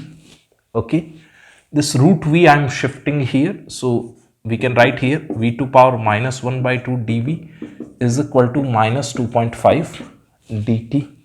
You remember the integration. When time is 0, the initial velocity is given as 6.25 meter per second. Units I will write at the end of the calculation for simplification purpose. When time becomes t, let's say the velocity of particle becomes 0, particle comes to rest. Integrate this thing. I hope you remember its integration. It comes out to be 2 root v. Okay, and the limit is from 6.25 to 0, and here we are left with minus 2.5 t. The limit is from 0 to t. Done. Putting up the limit, I am putting here the upper limit first. 2 root 0 minus 2 root 6.25 is equal to minus 2.5 t minus 0. Is it okay? This minus sign and this minus sign is getting cancelled out. This term is already 0. So here what we are left with, 2 into 2.5 is equal to 2.5 t. This 2.5 will also get cancelled out. So the t comes out to be 2 seconds. So particle will come to rest at t is equal to 2 seconds. Okay, simple calculation. You can note it down, then we'll be taking up the next question. Here is the next question and it's a simple one. We know the velocity as a function of the position x and we need to determine the velocity as a function of time, the instantaneous acceleration as a function of time and the average acceleration for any interval of time. Done? You can try it yourself and I am simplifying it on the board. Let's see the solution here. We are given that v is equal to b root x. Here b is some constant of appropriate dimensions. This v can be written as dx by dt. Okay. This root x we can shift here in the LHS. So x to power minus 1 by 2 dx is equal to b dt. Now we can integrate it. When t is 0, the x is 0. When t is t, the value of x is here as x. Okay.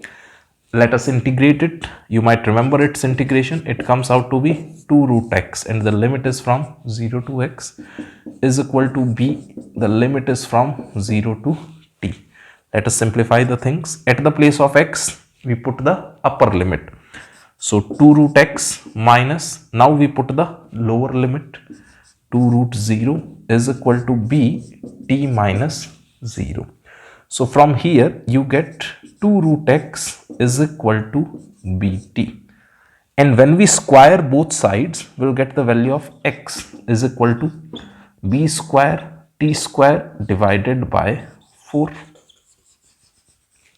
Done?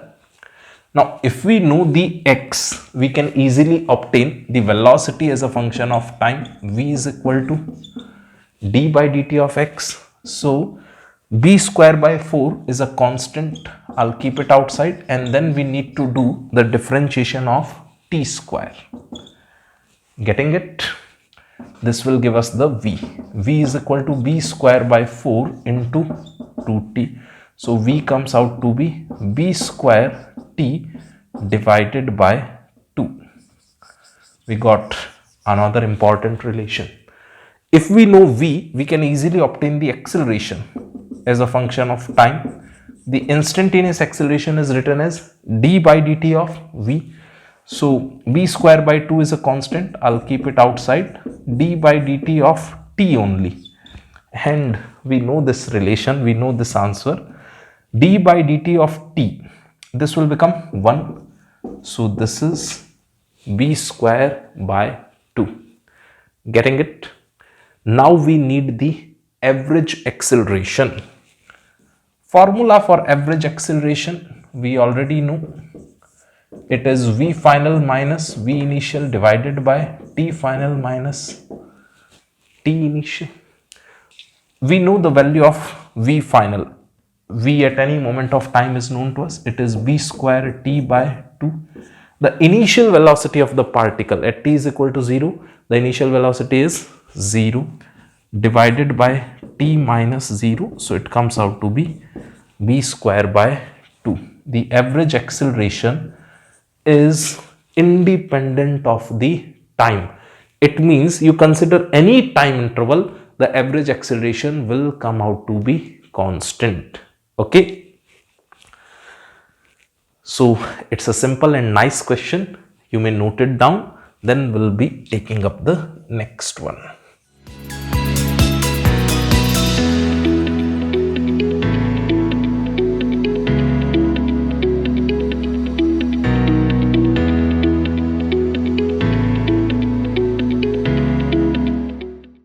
Here is the next question. We have the expression of the position versus time and we need to draw the graph of the velocity versus time, acceleration versus time, as well as position versus time for these two cases. If you wish, you may pause the video here and you can give it a try yourself. I'm solving the things on board. Looking at this expression, t square term means graph will be a parabola, and here the coefficient is positive. It means the parabola should be mouth opening upward. So at t is equal to 0, if you check x is equal to 0 and then parabola mouth opening upward, this should be the curve. Getting it? Now we know one more thing, that v is equal to d by dt of x. It means d by dt of 4t square. So that will come out to be 8t. If you look at this expression, then it is a straight line passing through the origin. At t is equal to 0, v is 0. So the graph will be a straight line passing through the origin. And if someone asks you how much is the slope of this graph, then your answer should be 8. You can compare it with the format y is equal to mx. Okay. Now we need the acceleration. Acceleration is equal to d by dt of v, means d by dt of 8t. Here 8 is a constant, it will be taken outside, and differentiation of t with respect to t will become 1. It means acceleration comes out to be 8. This acceleration is constant. If acceleration is constant with respect to the time, then the graph will look like this. This will be parallel to the time axis. At any moment of time, the acceleration will be 8 only. Clear? Let's check the next one. I hope now you can draw all these graphs. Here coefficient of t square is negative, so parabola will be mouth opening downward. And at t is equal to 0, the x is 0. So the graph should start from here and parabola mouth opening downward. For velocity, we know dx by dt. And when you simplify it, then v comes out to be minus 16t. T is equal to 0, v should be equal to 0. So the graph will start from the origin. And this will be a straight line with a negative slope passing through the origin. So graph should be like this. Okay. Now going for the acceleration, we know that a is equal to dv by dt, and when we simplify, the acceleration will come out to be minus 16. This acceleration is also constant. So this graph will be again parallel to the time axis, and this data here is minus 16. Okay. For simplicity, I have omitted all the units. Just we are trying to plot the graphs from the given expressions. I hope you understood them very well. Note them down and ask if you have any doubt. Here is the next question, and it's a brilliant one. We have a velocity versus time graph and we have to draw the corresponding graphs. I request you to pause the video here and draw these graphs yourself. There is great learning in this question. I'm drawing the graphs here. You can match with your notebook. The first one is the speed versus time graph. We know that speed is the magnitude of the velocity and the speed is always non-negative. So if we look at the velocity versus time graph, here, up to here, the velocity is non-negative, and same graph will be followed for the speed also. I hope you understand. Here velocity is positive, here velocity is positive, here velocity is positive. So there is same graph for the speed. Now look for this part of the velocity versus time graph. For this part, the velocity is negative, but speed is always non-negative. So we have to take it in positive side. Done. Now we'll go for the acceleration versus time graph. Acceleration can be obtained using the slope of the velocity versus time graph. Here the slope is positive and constant, so acceleration is positive and constant. Next part, Here velocity is constant. If velocity is constant means acceleration is 0. Acceleration 0 will be indicated like this on the time axis. And now this remaining part of the velocity versus time graph. This entire straight line has the negative slope and this slope is constant. So for this time interval, the acceleration is negative and constant. Now going for the next one, the position versus time graph. If acceleration is positive and constant, how the position versus time graph looks like? Parabola, mouth opening upward. So for this interval of time, the position versus time graph will be a parabola, mouth opening upwards. Okay. Now acceleration is 0 and velocity is constant. When velocity is constant, the position versus time graph will be a straight line like this. Done. After that, acceleration is negative and constant. If acceleration is negative and constant, then position versus time graph will be a parabola, mouth opening downwards. So making up that parabola, mouth opening downwards. Okay. For this parabola, if you check here at this point of time, the slope is 0.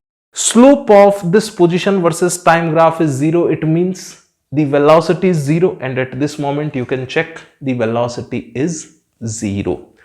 And if you remember that maxima or minima in position versus time graph indicates the turning point. Actually for this motion, particle is turning once. Why? Pay attention here. Look at this moment of time. Just before this moment of time, the velocity was positive, and just after this moment of time, the velocity is negative. From positive velocity, if you get the negative velocity, it means particle has turned. So there is one turning point in this motion. Okay. Or you can tell it from here, we have the maxima in the position versus time graph. Maxima or minima in the position versus time graph will indicate the turning point. Done. Okay. Now we need to draw the distance traveled versus time graph. Distance traveled will always keep on increasing for a moving particle. It can never decrease. So if we check this part of the graph, it will appear as it is the position versus time graph, and distance traveled versus time graph will be same because distance traveled must always increase for a moving particle. Then this part of the graph will also be same. Then this part of the graph, the parabolic part, will also be same up to here. Okay. Now there is the shortage of the space, so look at this part of the parabola. Here the position is decreasing, but distance traveled can never decrease. So that graph will have a replica like this. I hope you understand. Okay, this is the distance traveled versus time graph. This part is parabolic, this is straight line, this is parabolic, and this is parabolic. Done. Wherever the graph is parabolic, I am indicating that with term P. This is parabolic graph. Straight line I am indicating with S. This is straight line. This is parabolic. This is parabolic. This part is straight line. This is parabolic, and this graph is also parabolic. Clear? If I ask you how many times particle attains the momentarily rest, the answer is 2 times. Here the velocity is 0 for a moment, as well as here the velocity is 0 for a moment. Getting it? Particle is at momentarily rest for 2 times, 2 moment of times. You can note it down.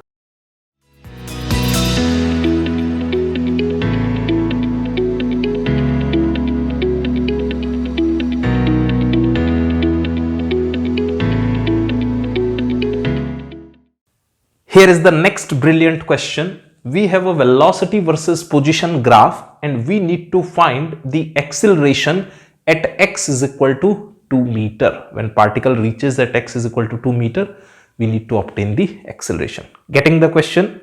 You may pause the video here and give it a try. It's a brilliant one. I'm starting the solution here. First of all, we can write the equation of this straight line using the standard format y is equal to mx plus c. On the y-axis, we have taken the velocity. Slope of this straight line is visible, it is negative, and the data is 4/2. Okay, slope is negative because this angle is obtuse. X is x only, plus c means the intercept on the y-axis. Intercept on the y-axis is actually 4. Okay, so the v comes out to be minus 2x plus 4. This is the expression of the velocity. Few smart students might use other method, such as you take this v, divide it by the y-intercept 4, plus you take this x and divide it by the x-intercept, that is 2, is equal to 1. This is known as the intercept form of the straight line. When you simplify it, you'll again get the same answer. I am repeating it how to write the intercept form. Whatever parameter is there on the y-axis, that parameter divided by the y-intercept, plus whatever parameter lies here on this axis, that parameter divided by the intercept on this axis. Okay, and then is equal to 1. Simplify it, you'll get the same equation. Now I am obtaining the dv by dx. dv by dx is minus 2. We know that acceleration is equal to v dv by dx. So putting up the data here, v is minus 2x plus 4 and dv by dx is minus 2. So from here we can easily obtain the acceleration. Acceleration comes out to be 4x minus 8. Now we need the acceleration at x is equal to 2 meter. So simplifying that here, at x is equal to 2 meter, the acceleration will be 4 into 2 minus 8.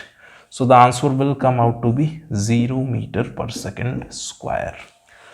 In between the calculation, I'm using no units to make the calculation simple. You can write the unit at your final answer. Okay, it makes the calculations bit quick. Simple but nice question. Note it down. Then we'll be taking up the next one.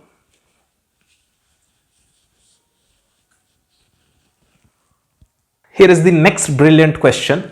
We have a velocity versus position graph and we need to obtain the acceleration of the particle when it reaches at x is equal to 3 meter.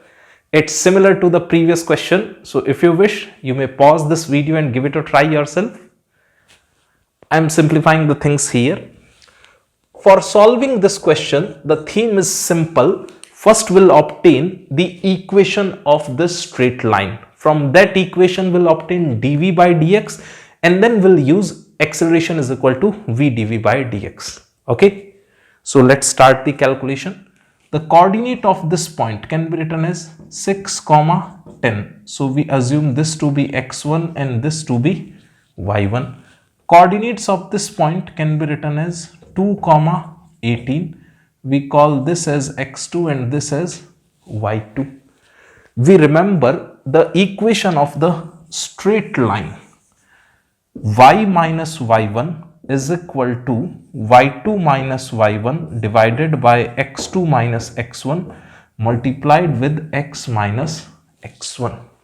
Now here on the y-axis we have the v. So writing that v here minus y1, the value of y1 is 10 is equal to y2 minus y1 means 18 minus 10 divided by x2 minus x1. So 2 minus 6. Here is x only minus x1. x1 is 6. Do you understand this expression?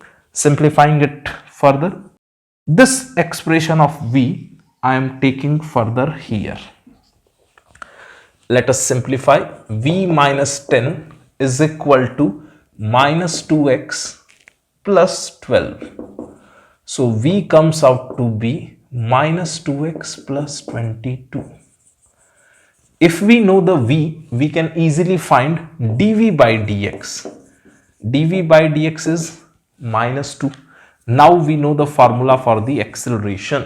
Acceleration is equal to v dv by dx. Okay, putting up the values, v is minus 2x plus 22 and the dv by dx is minus 2. This will give us the acceleration. A comes out to be 4x minus 44. Now we need the acceleration at x is equal to 3 meter. So simplifying that here, at x is equal to 3 meter, the acceleration will be 4 into 3 minus 44 meter per second square. So it will be 32 meter per second square with a negative sign. Okay, simple but nice question. I hope you got the same answer. If you have any doubt, you can fire up the comment box. I'll reply. Note it down. Then we'll be taking up the next good question. Here is the next great question. We have the acceleration versus time graph for a particle and it is starting from rest. Then we need to find its maximum velocity. If you wish, you may pause here and give it a try. I'm simplifying the things here on the board. For solution purpose, let's think about for the moment when it achieves the maximum velocity. See, this part of the graph, the particle has positive acceleration and it is starting from rest. So its speed will keep on increasing. I'm talking about this red part. A is greater than 0 and the particle's speed is continuously increasing. Then we look at the black part of this graph. For this part, the acceleration is 0. If acceleration is 0 means velocity is constant. Getting it? So the particle will achieve the maximum velocity at t is equal to 6 seconds. And after that, it will keep on moving with that constant velocity, that maximum velocity. At t is equal to 6 seconds, v is maximum. Getting it? I can prove it in another way. What we can do, we can write the equation of this straight line. We know the general format, y is equal to mx plus c. On the y-axis, we have the acceleration. Slope of this graph is negative because angle with the x-axis is obtuse.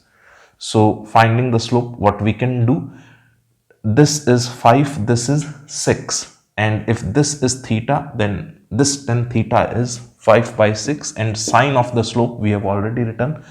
On the x-axis we are taking up here the time, and the y-intercept, this c is actually 5. This is the acceleration. Okay, question is asking the maximum velocity. For maximum velocity, we know one thing, dv by dt should be equal to 0. It means the acceleration must be 0, and acceleration is already available. Minus 5 by 6t plus 5 should be equal to 0. This computation gives you t is equal to 6 seconds. The same thing. Okay, so at t is equal to 6 seconds, it will attain its maximum speed. Now, if you want to obtain that maximum speed, you can use the area of this graph.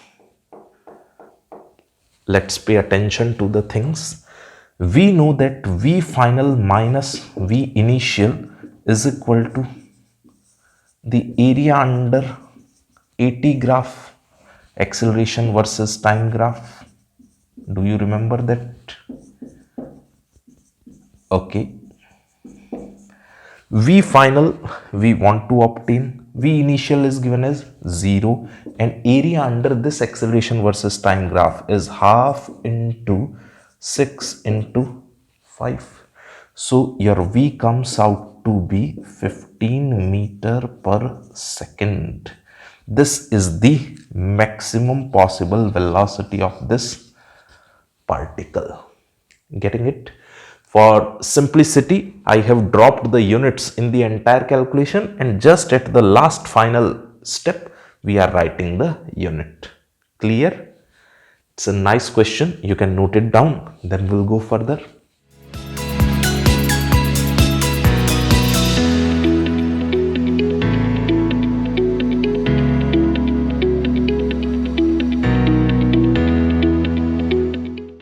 Taking up the next good question, we have the expression of the acceleration and we need the velocity at t is equal to 4 seconds.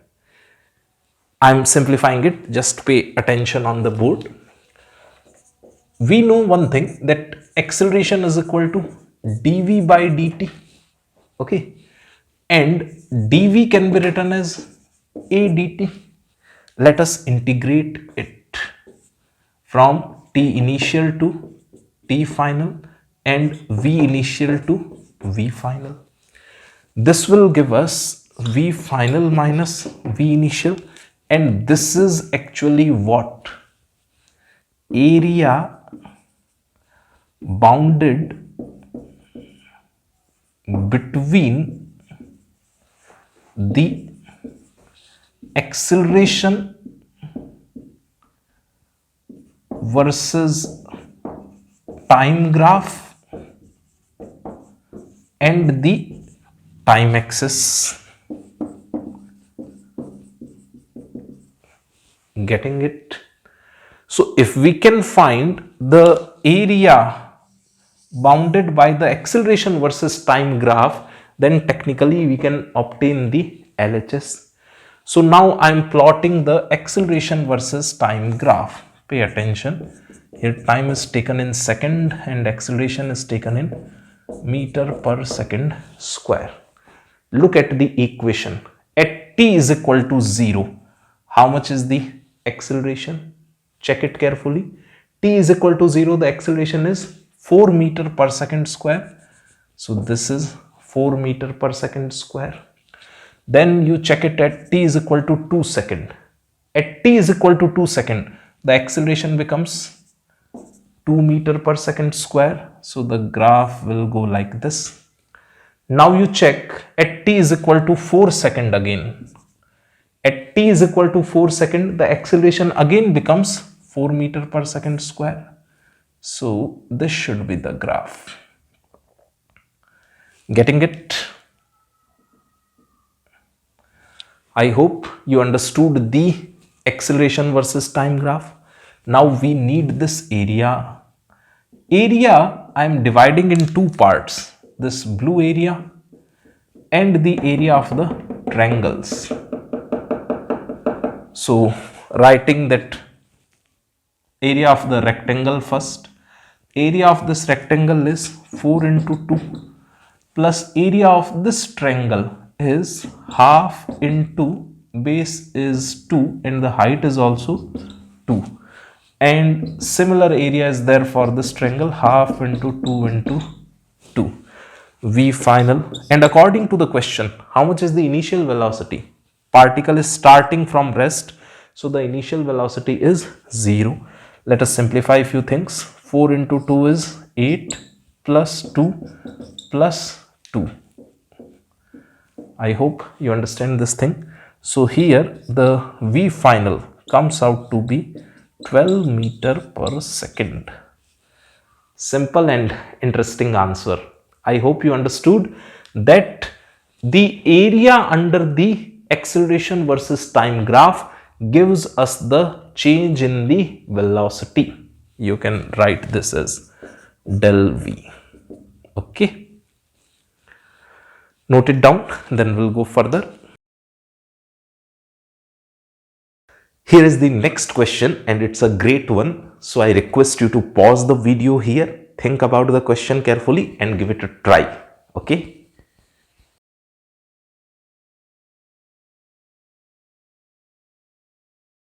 I hope you have read the question very carefully. This question can be solved using the equations of motion or can be solved using the velocity versus time graph.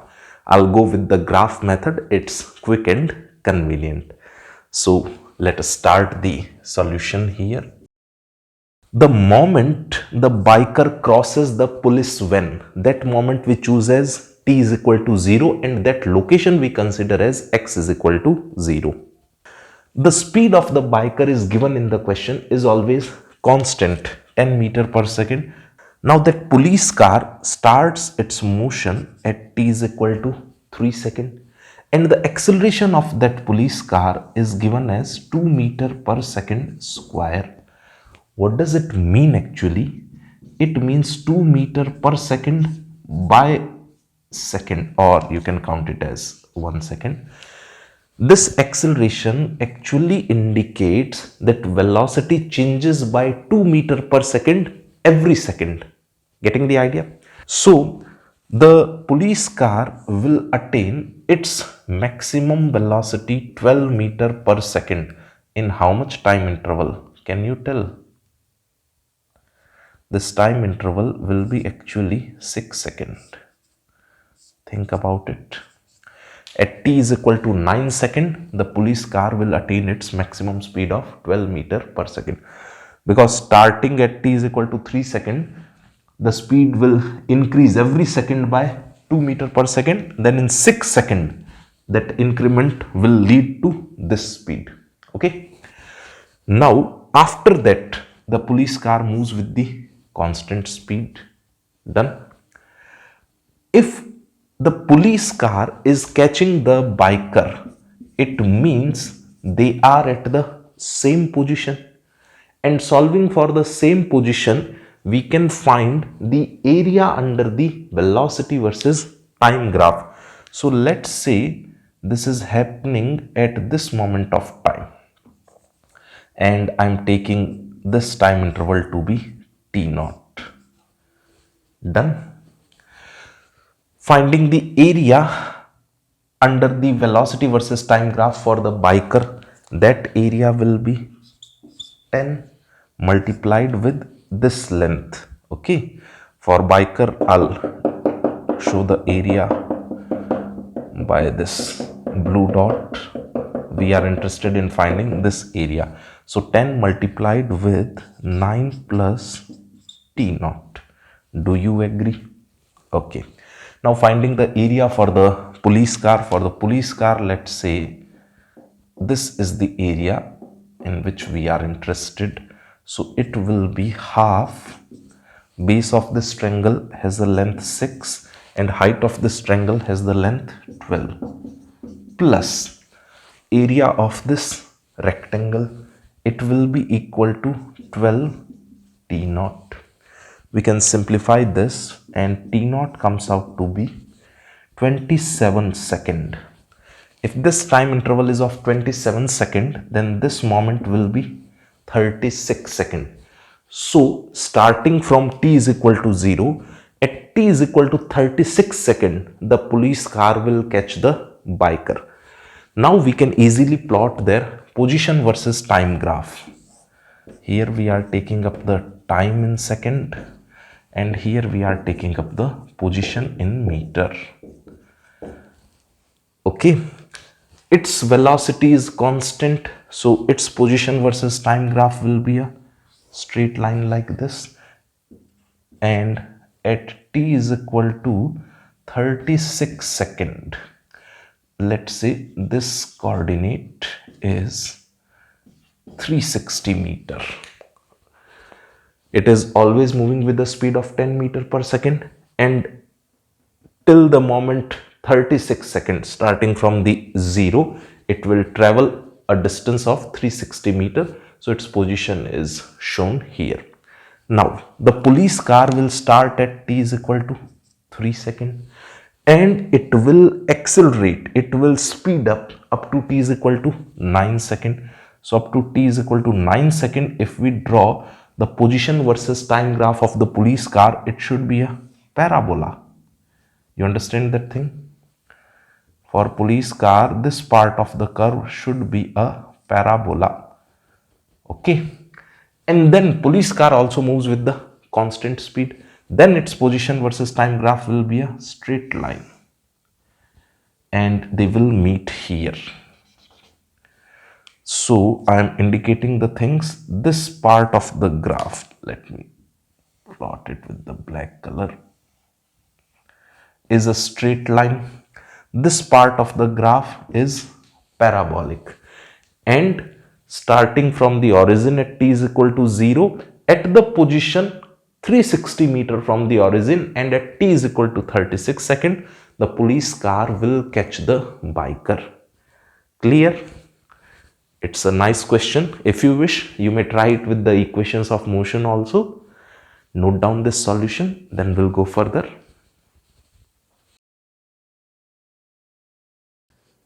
Here is the next question, and again I'll request that you pause the video here, read the language carefully and try to solve this question using the velocity versus time graph. Give it a try.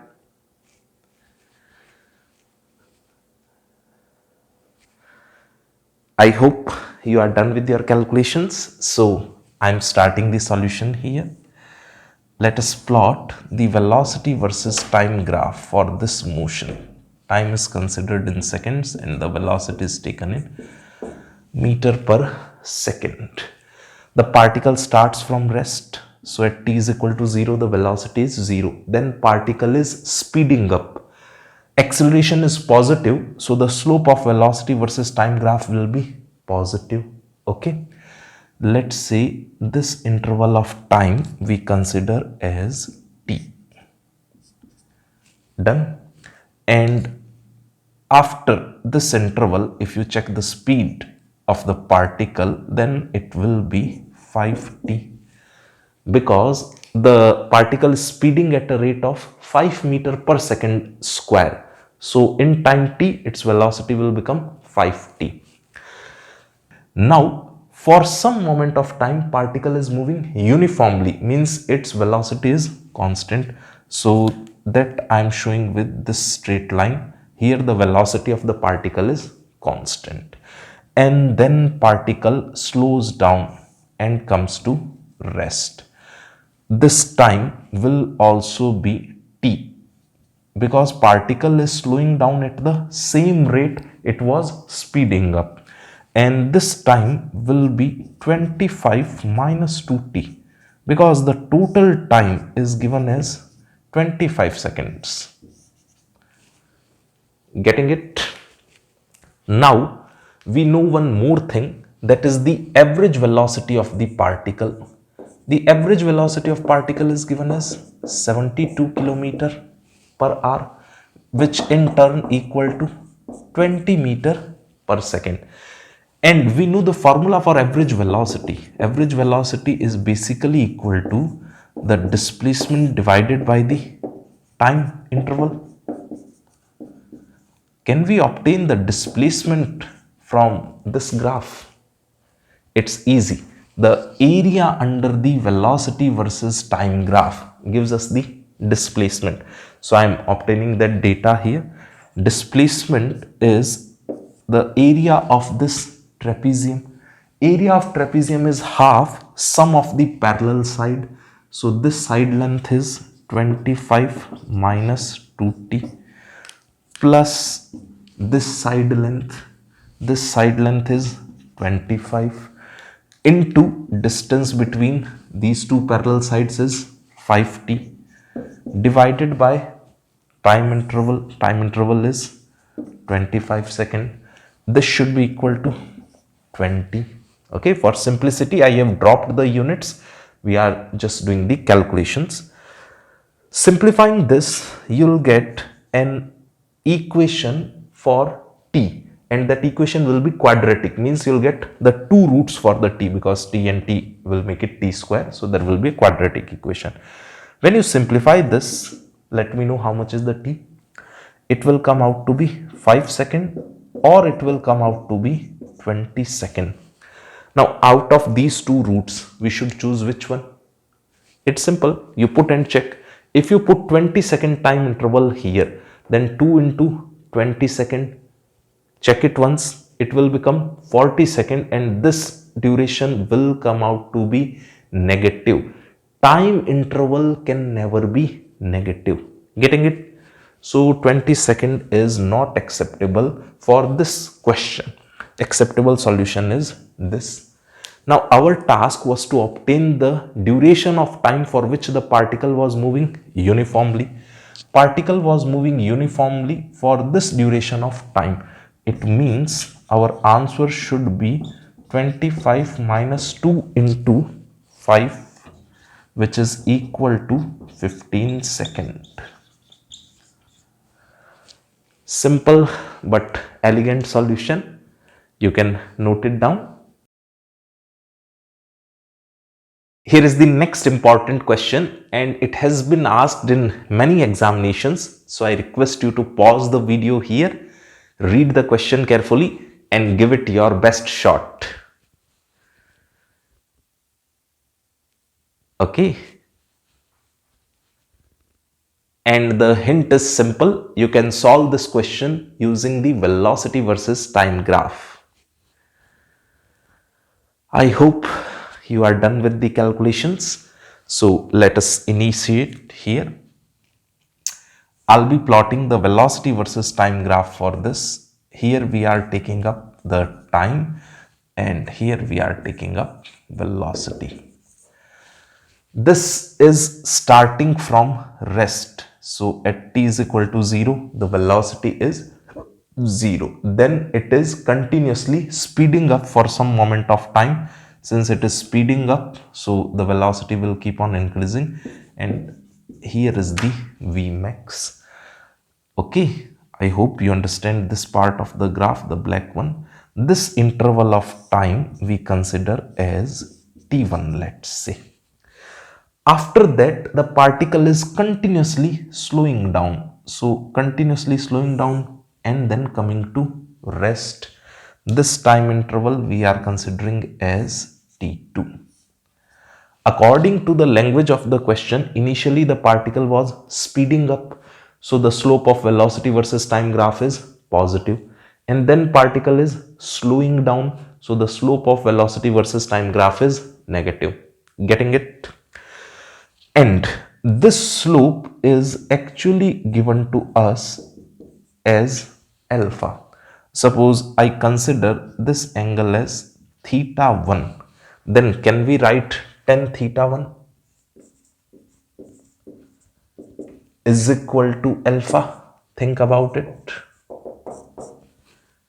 Okay, tan theta 1 in this triangle can be written using the Vmax and T1. So here I am writing Vmax by T1 is equal to alpha, and then T1 comes out to be Vmax by alpha. Clear? Similar calculation we can do for this triangle. Suppose here this angle is theta 2. Then in this triangle we have tan theta 2 is equal to beta. Reading the language of the question, the particle slows down at this rate. Tan theta 2 in this triangle can be written as Vmax by T2. So from here the T2 comes out to be Vmax by beta.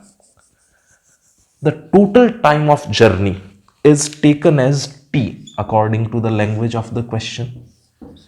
It means the t can be written equal to t1 plus t2.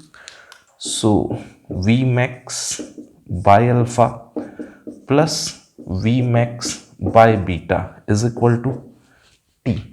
We can simplify the things here and we'll get the expression of Vmax, which is equal to alpha beta t divided by alpha plus beta. Simple and interesting result. Okay.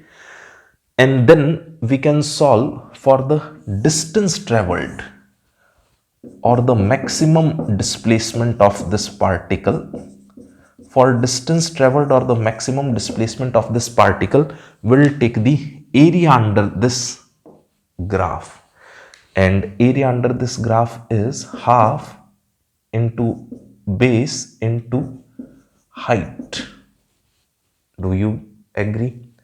Now we have the availability of the Vmax. So I am putting the data T by 2 multiplied with the Vmax, which is equal to alpha beta T divided by alpha plus beta. Simplifying it further, we'll get alpha beta T square by 2 alpha plus beta. That is the second interesting result which we wanted to prove. Okay, it's a good question. You may note it down, then we'll go further.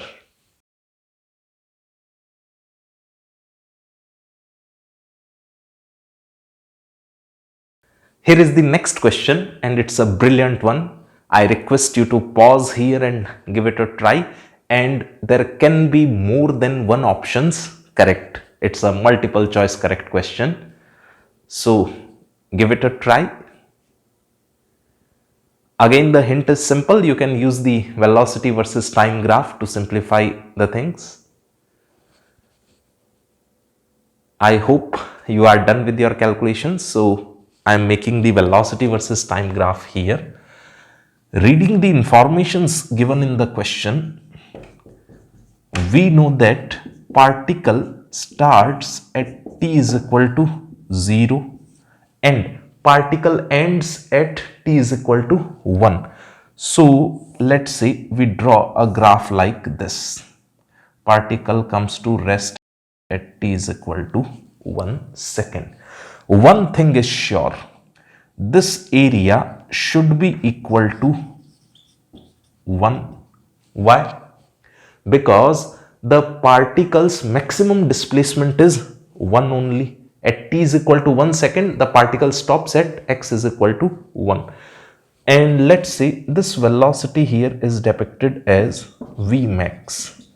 So what we can write, that 1 is equal to half into this time is actually 1 second multiplied with Vmax. So from here we'll get the Vmax is equal to 2 meter per second. Done. We are not sure that particles motion will be depicted by this graph only, but we are sure of one thing, that maximum speed which this particle can achieve can be only 2 meter per second.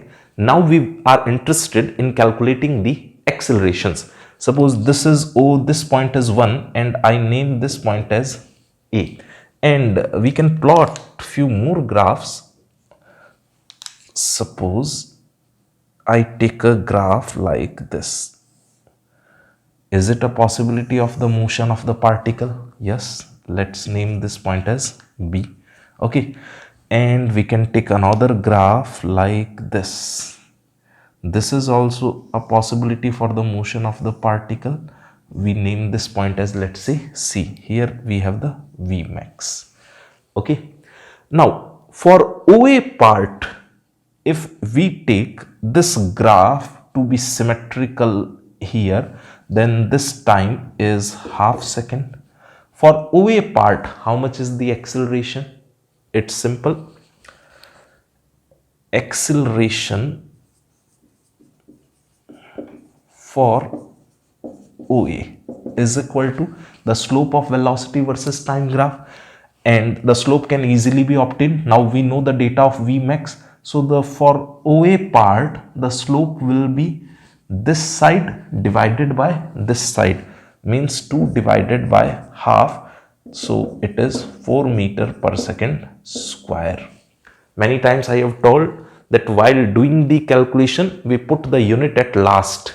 So it speeds up our calculations. Now, if I obtain the acceleration for the A1 part, you can easily tell this slope will come out to be negative.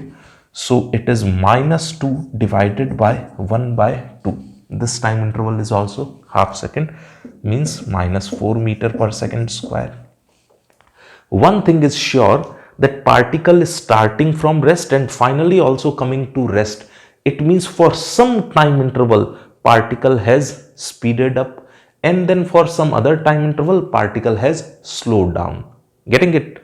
Now obtaining the acceleration for OB part.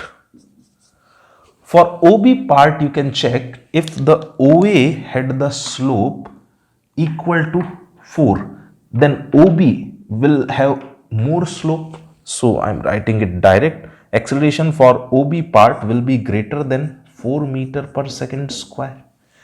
And let's say we want to obtain the acceleration for B1 part. Then acceleration for B1 part will be actually less than minus 4 meter per second square. Is it clear?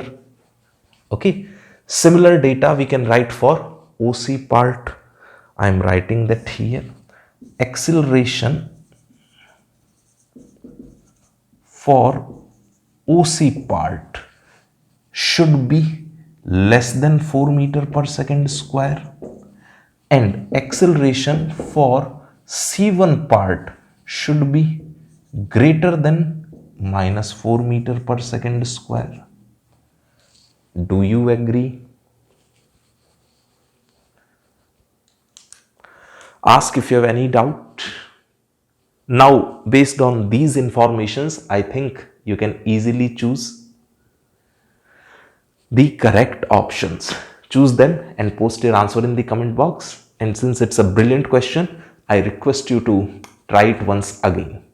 Note it down, then we'll go further.